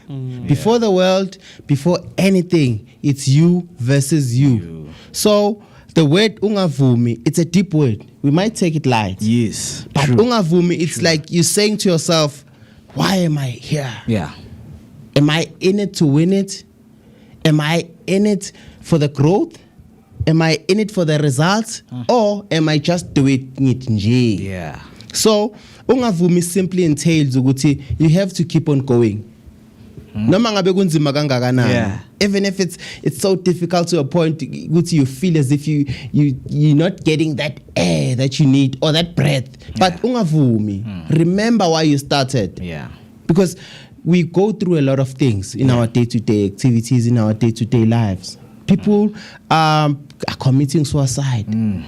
People are facing difficult times at workplaces. People are facing toxic situations at home. People are even having toxic relationships everywhere. So being in a fitness level or being in a fitness space, it clears that all out. Because it's whereby you get to redirect all the negative energy and put it into a positive space. Yes. So please don't give up on yourself. Noma ngaze kube nzima kangakanani. And last but not least, don't forget to pray. Don't forget to pray, man. Very powerful word. But our word of the day, thank you so much. Our word of the day will be ungavume. Ungavume and uvuke. Yeah, with that being said, thank you so much for your time, my good sir. Thank you so much. I hope that you have a great day and you enjoy with the future endeavors that will come in. I see some of the comments coming through from Tami Butelezi saying, away my brother, siyayenza lento. Power is what we are promoting. 3 minutes till we hit 10 o'clock right here. It was nice having those beautiful conversation about wellness. I hope that you guys are learning and you're also going to be part of the fitness that Phumlani is promoting right here. Any last words, Afriberry, before we close? No man, njengoba Phumlani ashilo ukuthi ungavumi khana ka wena laba ka re ba batla go buisetsa ko fatshe nyaya manyaya ra khana ka wena. Life is difficult, but as long as you stand firm and you stand strong on your ground and make sure that whatever you are fighting for, you keep on striving for it, then nothing may seem ever unachievable. But for me, Afriberry, also known as Miss Berry Plays, but to the darker the berry, the sweeter than Tony Mnandi Mamnyama, Mam Tlopilek the but Marloko Famana Maweta Komakatle. Thank you so much to those who were with us up until the end right here. It was a pleasure being with you, and the love that you guys show us, we appreciate it so much. So do make sure that you subscribe so that whenever you go live each and every weekday from Monday to Friday, 7 a.m. up until 10 a.m. you will be notified. From me, Moeketsi Maimane, see you tomorrow, same time, same place, and enjoy the rest of your day. With your boy Moeketsi Maimane, aka Max for maximum temperature. I am the son of Mother Nature. Let's go. Famous Naomi P. Hang out with myself, the one and only MOOCWE. My name is Moeketsi on the Vooka Breakfast Show. We are live. Durban Streets, what's poppin'? The favorite morning crew on the Vooka Breakfast Show. Let's go. Yo, check this out. Durban Streets, what's poppin'? It's the Vooka